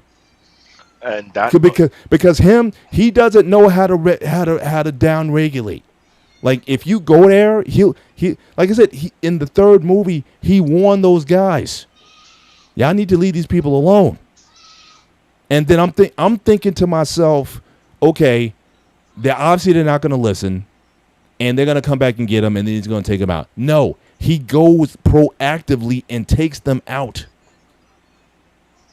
So I'm not giving you guys an opportunity to come back and try to, regroup and regather and try to take me out. No, I'm taking you guys out now. You blame him? Really? No, I can't. But I'm just saying. But he has that switch. If you activate him, you're done. I would say the same thing with John Wick. But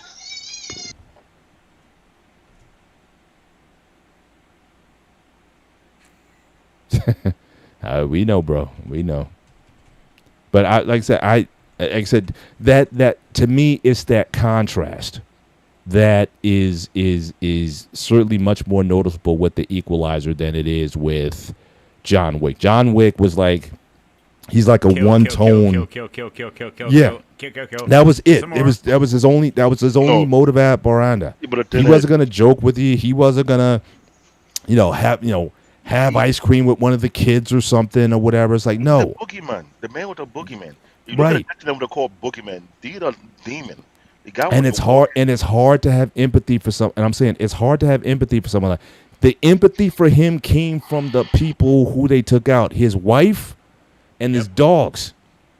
And like I said, when a beagle puppy on top of that, which is very personal to me and to Peter. But we're both fucking pissed here. So I'm saying, I'm like, oh, like that. Because I never actually saw that in a movie before, right? That kind of, I was like, there's no way. Like they may take the dog out, but it's not seen, right? It's not, You might but hear it was. cry in the background, but that's Well, it. here's the Nothing That's more it. than But this is like Wait, brutal. It's like so. you pointing out there. Think about the phrase. The doctor of demon who had no heart was given a heart by two entity, a wife and a dog. Yeah. The moment you pluck those anchor that kept him from going back into that darkness, not only went back to the darkness, he flooded the darkness. Exactly. Yeah. And when he entered that darkness and flooded, anyone that come near it disappeared. That's what I'm saying. The man I took out the top 40 plus assassins. He cleared I get it. the You're right. absolutely right. And the way, there's no movie I've ever seen someone for number one who got so provoked that he cleared all the rankings. Yeah. Maybe Kill Bill again with Uma. That might have been because again when she got activated, she basically went after everybody, right? I mean, I get it, but I mean- Kill Bill was nowhere near John Wick. John Wick's more like they sent. I would not want to send my top 40 assassins to try and take out number one that considered to be the boogeyman, and you end up losing the whole entire fight. Who Yeah. are you gonna find to replace those top 40s? Mhm. Those top 40 were skilled assassins. They wasn't no pushover assassins. They were good at what they do. Right. And The only thing, yeah. you got a guy who was outside the ranking thinking, oh, I can just jump the top ranking, and he didn't realize who you were messing with. John Wick saved his dog. The guy thought he could just jump the ranking, oh, I could kill number one. No. You just got shown that the reason why he's the boogeyman, and you realize, oh, shit. Even your own dog was more loyal to John Wick than you. You explain that to me. See, here's what question I How got for your both own of you guys. dogs have more loyalty to John Wick. So here's the question I got for you guys. In 3 and 4, all the assassins are chasing him, and he's killing almost over them. Do you think that's a little far fetched?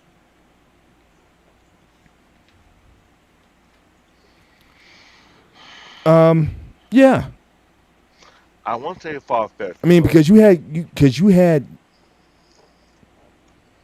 Go ahead. I won't say far fetched because honorable mention Ninja Assassin.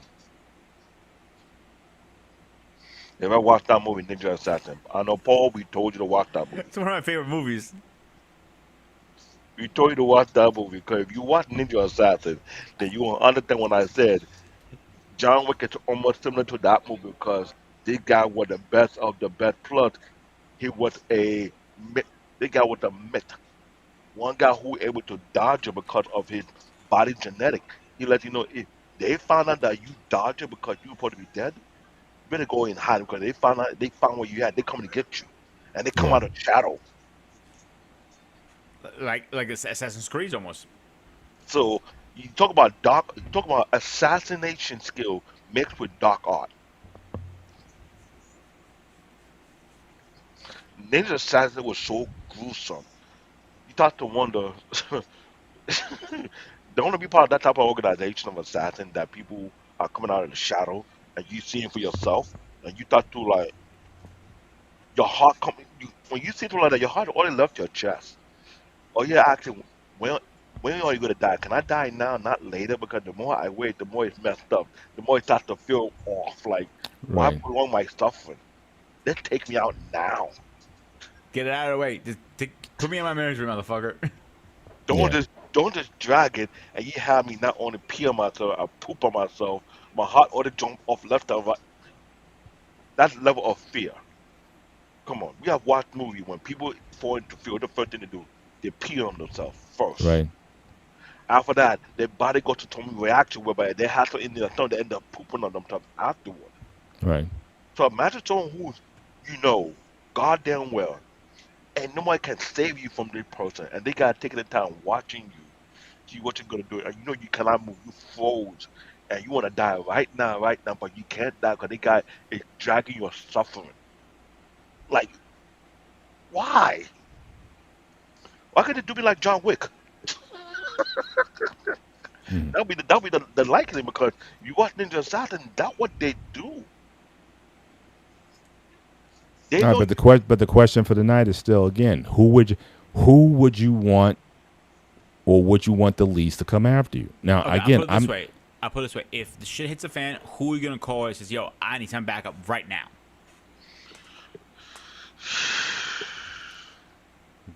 I'm still going to my original statement. I'll call John Wick and if shit hits a fan, he's the one who's gonna take everybody out.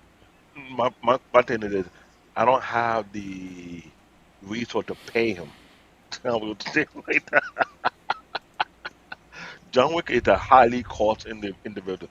To afford that dude, nation know you're affecting your budget. well, that's the thing too. I mean, I think that the economic system also makes a difference, right? Because these guys are not available, I don't think. And again, the one thing they don't go into with the series is they don't deal a lot with outside influences. So let's just say like there's like I don't know if the mob or the mafia exists within the John Wick world. No, And let's from the first movie, the mob know about John Wick. They know he's the type of person that do the kind of job that the mob hitman cannot do. right. Yeah, they hired assassins for the mob will hire assassins to do the work for them, so they don't get in the hands kind of like wiped. But then clean how kinda do you thing. but then how do you compensate them then? Because again, only people within that world use those coins. If you're paid in coins, that's why I was asking earlier, is there a conversion rate? So And let's that's say the they thing. say the mob hires you for a job, they pay you $1 million. I'll look it up right now. Can you convert that $1 million into some coin that you can And purchase? I'm glad you Yeah. point that out because remember, the underworld have multiple layers in there. Right. These mobs on the underworld know the kind of hitman they can hire, but they know there's a hierarchy when it comes to these hitmen. To hire the number one of all hitmen, you know you're taking a bloody keyword, bloody risk, Yeah. because it take a fortune to hire a person of All John right, Wick I caliber. found the conversion. I found the conversion actually. What is So it? it says here the one coin is worth 2,000. That's it? Yes. That's it. Yeah, I think like 50, at least 50. No. I believe it's way 100,000. more. I believe it's way more than that because the thing is that Except organization. I'm reading this wrong here. I'll show you right now. See it right here.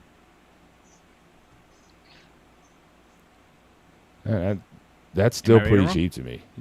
Yeah, I would say at least 10 times that, 20,000. It had to be. So I remember you in the understand. first movie, he gave the guy a coin Listen. to go and clean up the mess from all the all the dead bodies that were in the house and everything. Who's doing that for $2,000? My point exactly. Because here's the thing: their currency and the aid of that organization surpass multiple administration, multiple dynasties. Like, come on. I also Talk about found this, guys, really fast. This makes a little more sense. uh, So, I would say if you get a chance to hold the creator of that series, you to ask them the but actual. also you understand, when the guy came to the body, he goes, "Oh, John Wick, are you back? Are you working again?" No, I'm just, he also came there as a courtesy call, as a personal favor. So 2000 was just doing like, "Hey, I'm doing you a favor because of old time's sake, but I'll see you soon. You're back to work." Mm-hmm. You know what I'm saying? Because I think the way that money works, it's not so much how much it's worth. It's like it's you're buying a favor, which is priceless. uh-huh. You know what I'm saying? So It was. it may, that's why I was asking. I don't know if these coins have a value, but it's like They the have a possessor of the value, coin. but they have a value, but the value is not something so simple. Because if you think about it, if you want to clean up a huge amount of body for one coin, you talk about millions of dollars. Mm-hmm. That's the thing. Because Exactly. So right. and these boss of these underground organizations know the rankings, and they know John Wick is on the top of the food chain. To afford him, you taking a huge chunk of your finance to hire him. Right. So you, I can't say billion, but I could say it could be hundred of But that's million what I'm dollars. saying. That's what I'm saying. I think it may be priceless. It's because, again, you talked about the honor code that these guys are on, And these and that organizations money, that coin is has not to be young. honored It's a in any full venue. system. If you if you go to the hotel, if you go to anywhere, it's like, look, you must take this. You know what I mean? Because that is the honor. The honor code is above, or should be above. And again, we talked earlier about how in the series how people went over and beyond or bypassed it or whatever. But it should trump any other transaction. Like, you can use that coin in any of the hotels that those covenant Globally. hotels around the world. You can use it Globally, anywhere. yeah. You can buy any service And the thing is, that system have been dated back to to the ancient times. Yeah, bingo. ancient. Yeah. Like I So said, and that's also why they can't. I don't think you could ever have. So getting back to the main topic, you can never have a John Wick Equalizer crossover, because again, Equalizer, he's good in his world. Again, CIA, FBI, government stuff. These guys live so far off the grid. completely off the grid to the So point whereby here's my pushback right now on the poll. I don't think it'll be ever a crossover, a versus I can see happening.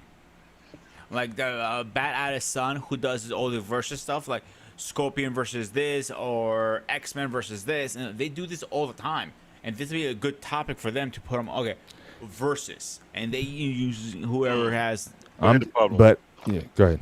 It won't fit because talk about an organization that dated back thousands of years, where they breed top level assassin, and the higher judge of the type of assassination ring, they live in a place whereby they can never be traced. They Yeah. had to go to the desert, a particular area in the desert, to look for one. And when he killed that particular person, it was a no. Yeah, I don't even think the CIA, like could they even get an infiltrator? I don't think so. No, they can. You can't CIA infiltrate that cut- organization. The moment they tried to breach into, they wiped out. They're out. They're gone. That's right. And again, but the Equalizer utilizes again those government resources to get information Bingo. on his targets. Bingo. So he might be able to get access to the mafia group that's, again, in the world, but who's backing those guys and again, dead. Just the way he is, just like they can't find information on him, he wouldn't be able to find information on any of these assassins. And the thing about John Wick, John Wick is so off the grid. He is not in any system. Yeah. He doesn't even exist. He's a ghost. Not just him. The top 40 assassins are all ghosts. Right. And would the Equalizer be able to identify an assassin in his world? Because, I mean, we saw assassins. They were homeless people, right? Like the guy, he's playing like he's homeless, but he's an assassin. Or the But I guy think he at was the a rogue newspaper assassin. stand, Wasn't he's he an rogue? assassin. But the homeless ones are on the ground. I think they were rogue. They weren't part of any organization. No, they're another different organization that was against the assassin organization, but they were a turf. But they were getting the memos. When they Okay. put the hit on John, everybody got it. The Including homeless them. guy on the street, the Including guy at the them. sushi, everybody was getting the notices. Including them. And the thing that guy's network underground is even deep. So it's kind of like when you have one of the judges breaching this guy's territory and did something wrong and the guy survived it. It's like saying you made a big mistake. You know, this thing did it beyond you were born. You don't breach that. You don't break that code. Yeah, these young blood coming into these organizations think they can just change the rule. No, you cannot change the rules. For the rule to be changed, these ruling heads had to come together to make such changes. And those ruling heads are scattered all over the world. So if you think about that, this is a long, ongoing organization that's not going to die out. For something that's over 1,000 of years in existence, whereby if they want to take out a nation, they could take out a nation easy. The only thing that always confused me about the movie, maybe you guys can break Which it down to movie? me more. John Wick is the head of the table. Did every country has one, or is it only one that controls the whole world? See, I forget, weren't there like 12 people at the table? Thought it was 12, right? The head table, but you had the one head guy who ran everything. Yeah, I think president or I think he was like the. The But see, I president don't know if guy. they operated off of. They might have operated off of like regions per se. it could be a But- region thing, but the thing is, you have to paint a organizational tree of how they operate. It's more like clan, ruling clan. Yeah, I don't think they would associate with like a nation state. This guy's over America. This guy's over the Far East. This guy's over whatever. I just It think wouldn't that. be that way. It was just like a clan that run this organization. Yeah, Over 1,000 years, that the next head of that clan will take that seat, right, and they'll be trained for that. right, And sometimes a particular clan can lose their seat if they don't fulfill their obligation. That means a branch of the clan can take. Way to go about the branch of a clan can take their seat from them. So this is Right. a deep, very deep organization. It's not something so simple. This Right. has been thought. Come on, right. to build an organization that deep But here for that right. long. But here's the thing that just focus on organization. And again, this also made me hard to root for them. Like, I don't understand. I didn't quite get what the purpose of it was. Like the mob, you kind of I mean, we've seen enough mob movies over the time, or organized crime and whatnot. Right. You know, obviously they want money, they want power, they want influence to further the empire. It's basically a capitalist thing, and they got some rules in terms of how they operate, how they do things within the five families and whatnot. We kind of get that background. I don't know, like, what the motive of these like what is their purpose? Is there, if they rule the world, or is it even their aim to rule the world? Like, what is their purpose for being? Even when they went back to find those guys in the desert, like what? Why? Like, if I was going to interview, if we brought these guys grooming on the gray area, that's the first question I would ask them. Like, what is it with you? What are you trying to do? What is your purpose for being? You have this very intricate, very way of doing things, but why? Is it just the you consider it a privilege to be part of the organization? Is just tradition? You like the rules? Are you trying to because it wasn't like these guys. It was like they weren't trying to manipulate political figures. At least I didn't see it in the series, right? If they wanted to take over the America, like the U.S. president, the Russian president, whoever, I didn't see that as like a motive. Like we have to control. It's like, look, the world is going to be the world, and what they do, we're going to do what we do. I would But say this. what they did, I still don't quite understand their purpose for being. I was explaining it like this way. You look at before civilization ever came to no, civilization what we have that ever came to existence. A lot of these nations had their own type of assassin. The- In Japan, they had their own group of assassins. In China, they did. In Middle Eastern, they did. In Europe, they did. And these people live in the dark realm. For how these a assassinated organization from these multiple nations to come to build one organization, you can tell they're not going to be disappearing no time soon. Because many But see, the times, nation assassins make sense to me, though, right? I understand the nation assassin, That but makes sense to me. These guys one, don't make any sense. these one have been you talk about have been dated back centuries. It's like a underground network of information. They got Right. information on anything and everything. They learn how to blend into the world we live in today to the point whereby they're in plain sight, but you will never know. That's something from a level of perfection. You cannot get rid of them. Just can't. For you to get rid of them, you have to get rid of them from the root at the time. Right, but And it's almost root, like it's like almost like I wouldn't call it a religion per se, but it's like I said, its purposes for being. I still don't, because again, with that kind of network, you could run the world if you wanted to. You know what I'm saying? You could, you have the ability to For your control own country. whole nations, yes. start wars, end wars. There's a lot that you can wield with the But power and also, the network but that you but have, but but that didn't also, seem to be their aim, which made it but even more also, confusing. it's like a scale, and the bend scale toward to that. It can expose them on a global scale, and everybody was looking for all out. So it kind of like they rather stay in the shadow where they live comfortable, because they know leaders of other nations sometimes reach out to a broker, Mm, keyword, a broker who knows them. You know what I'm saying? yeah. That type of world had to have broker for regular people in case of they want a job to get done and their own side they cannot get it done. They reach out to those type of people, but they have to pay a certain price. Mm. So believe me when I say that world was there in the real world, in the perfect world, they're not gonna be gone no time soon because you gotta go all the way back to the root cause and wipe them out before they even started. But I still don't understand the root cause.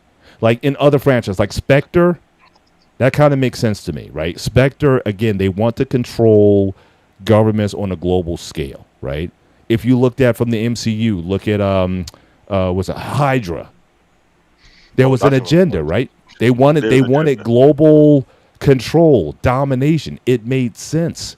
Cobra, But the another example. Cobra, exactly. But the again the assassins, I don't it's It makes no it sense. I get it. No. You actually have a good point there. And I think that's a topic we needed to address another time because we're kind of running out of time, actually. yeah. No, So, it's a good discussion because yeah. the more you try to go deep, the more you start to compare, like, you know what, or were they needed, or they need to be non-existent, because you can't say non-existent because they're the reason why they're here.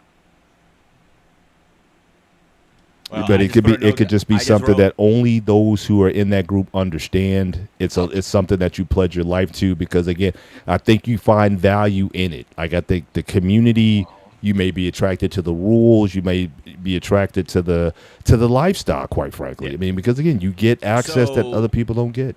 so I just put a note in my agenda. So I'm gonna make schedule a show just about John Wick's world, so we can figure out this together as three great. Actually, one great-looking guy versus two other guys. But yeah, but And the David, audience said, "Ooh, no, they said this. Hear that? Nah, I didn't hear that. Nah, I didn't hear that at all. Yeah. Still don't hear it. David, you go first. Paul, you second, and I'll close us out. Go ahead, Mr. Big I'm gonna Mouth. say this is one of the type of nerdy discussion I would get a Mike with here to add his play to it because man, to compare John Wick to the Equalizer, it's kind of super hard. It's kind of complicated, but it's a very educational debate to get into because man, to lay out the network, to lay out the plan, lay out the foundation and the pathway of how they came about, it could almost look identical, but then again, you will realize it's not.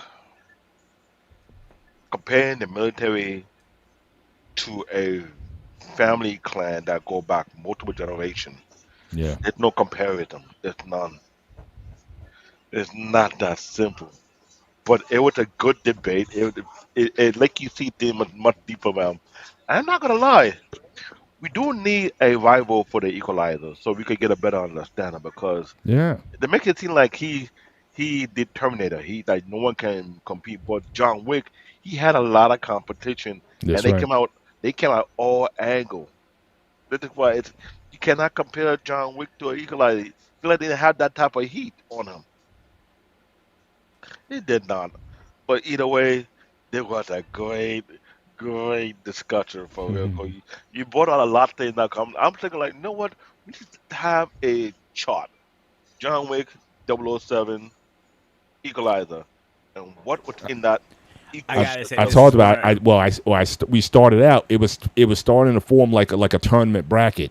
You know, like the March Madness. yeah. So we get That's one why side with eight, yeah. 16 guys, and we just have a tournament down to the final two, and who would take.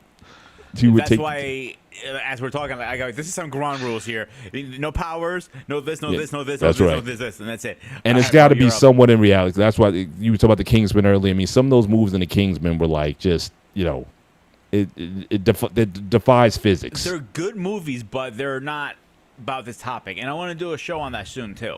Right. But go ahead.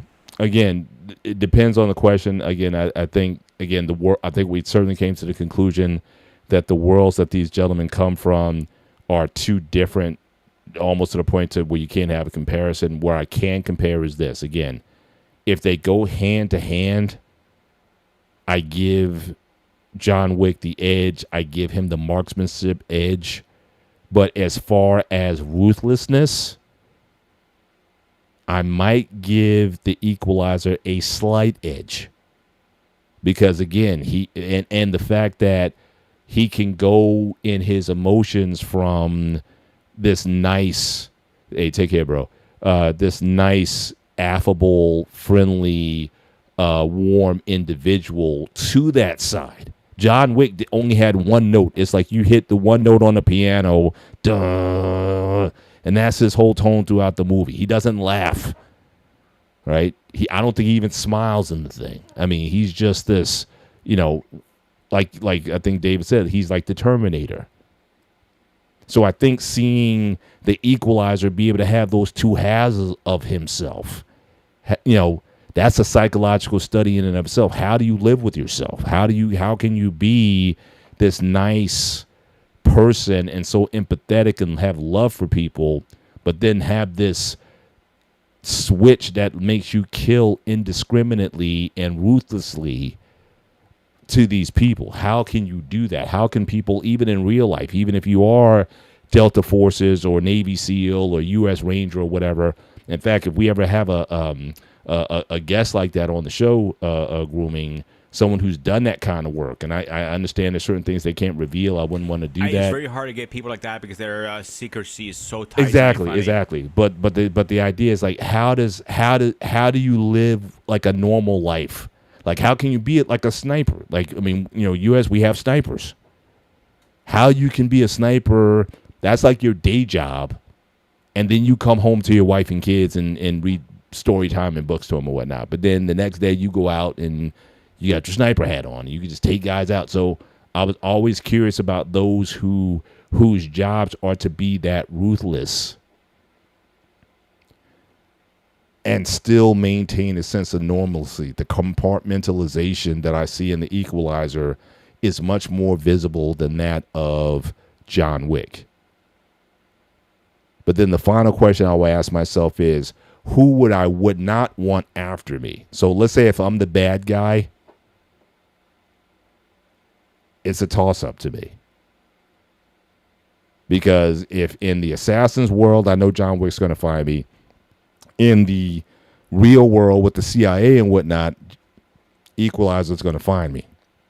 And then it's just going to be a matter of who do I think is going to be more merciful if I just give myself up. And I don't know, I think my odds aren't good with either one of them. So they both have certainly, again, an equal level of efficiency and just, get rid of the target and then move on to things. But how the Equalizer is able to do it, that if you're a psychiatrist, that's a lifelong case study right there. How can someone be that benevolent, but at the same time have to be that malevolent? I mean, you want to talk about Jekyll and Hyde. That's as close as you're gonna get in certainly in a modern series. So that's all I had. Good discussion as always, and so grooming. Yeah. So I'll keep it sweet. I'm going with John Wick all the way. He's my boy. He's orthodox like myself, so I gotta go with the homie. You know what I'm saying? That's all I'll keep it. But I want to do a quick schedule and I'll make a couple of announcements really fast. So on Thursday we are talking about how important is mental health. We don't talk about it too much. I think we need to address that. Next week we're talking about who has the best WWE championship design belt. You get the idea. Yeah, yes, Paul. Yes, David. I'm going there. You I love my debates. I'm gonna try to get Mark on this one too. And on Thursday we're talking about never give up on yourself.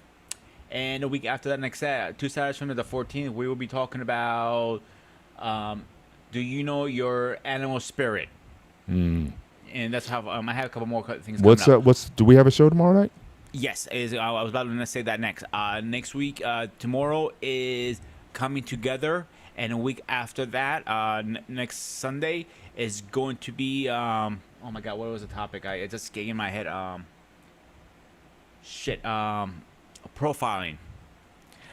Something I want to speak about because I need to get that one off my chest. Okay, cool. Yeah. So except that, you guys anything, guys? We're good. Good show. Good as topic. always, I am Grooming Reviews, aka Ghost Spara. As always, stay fresh, stay safe, and I'll see you guys on the next one.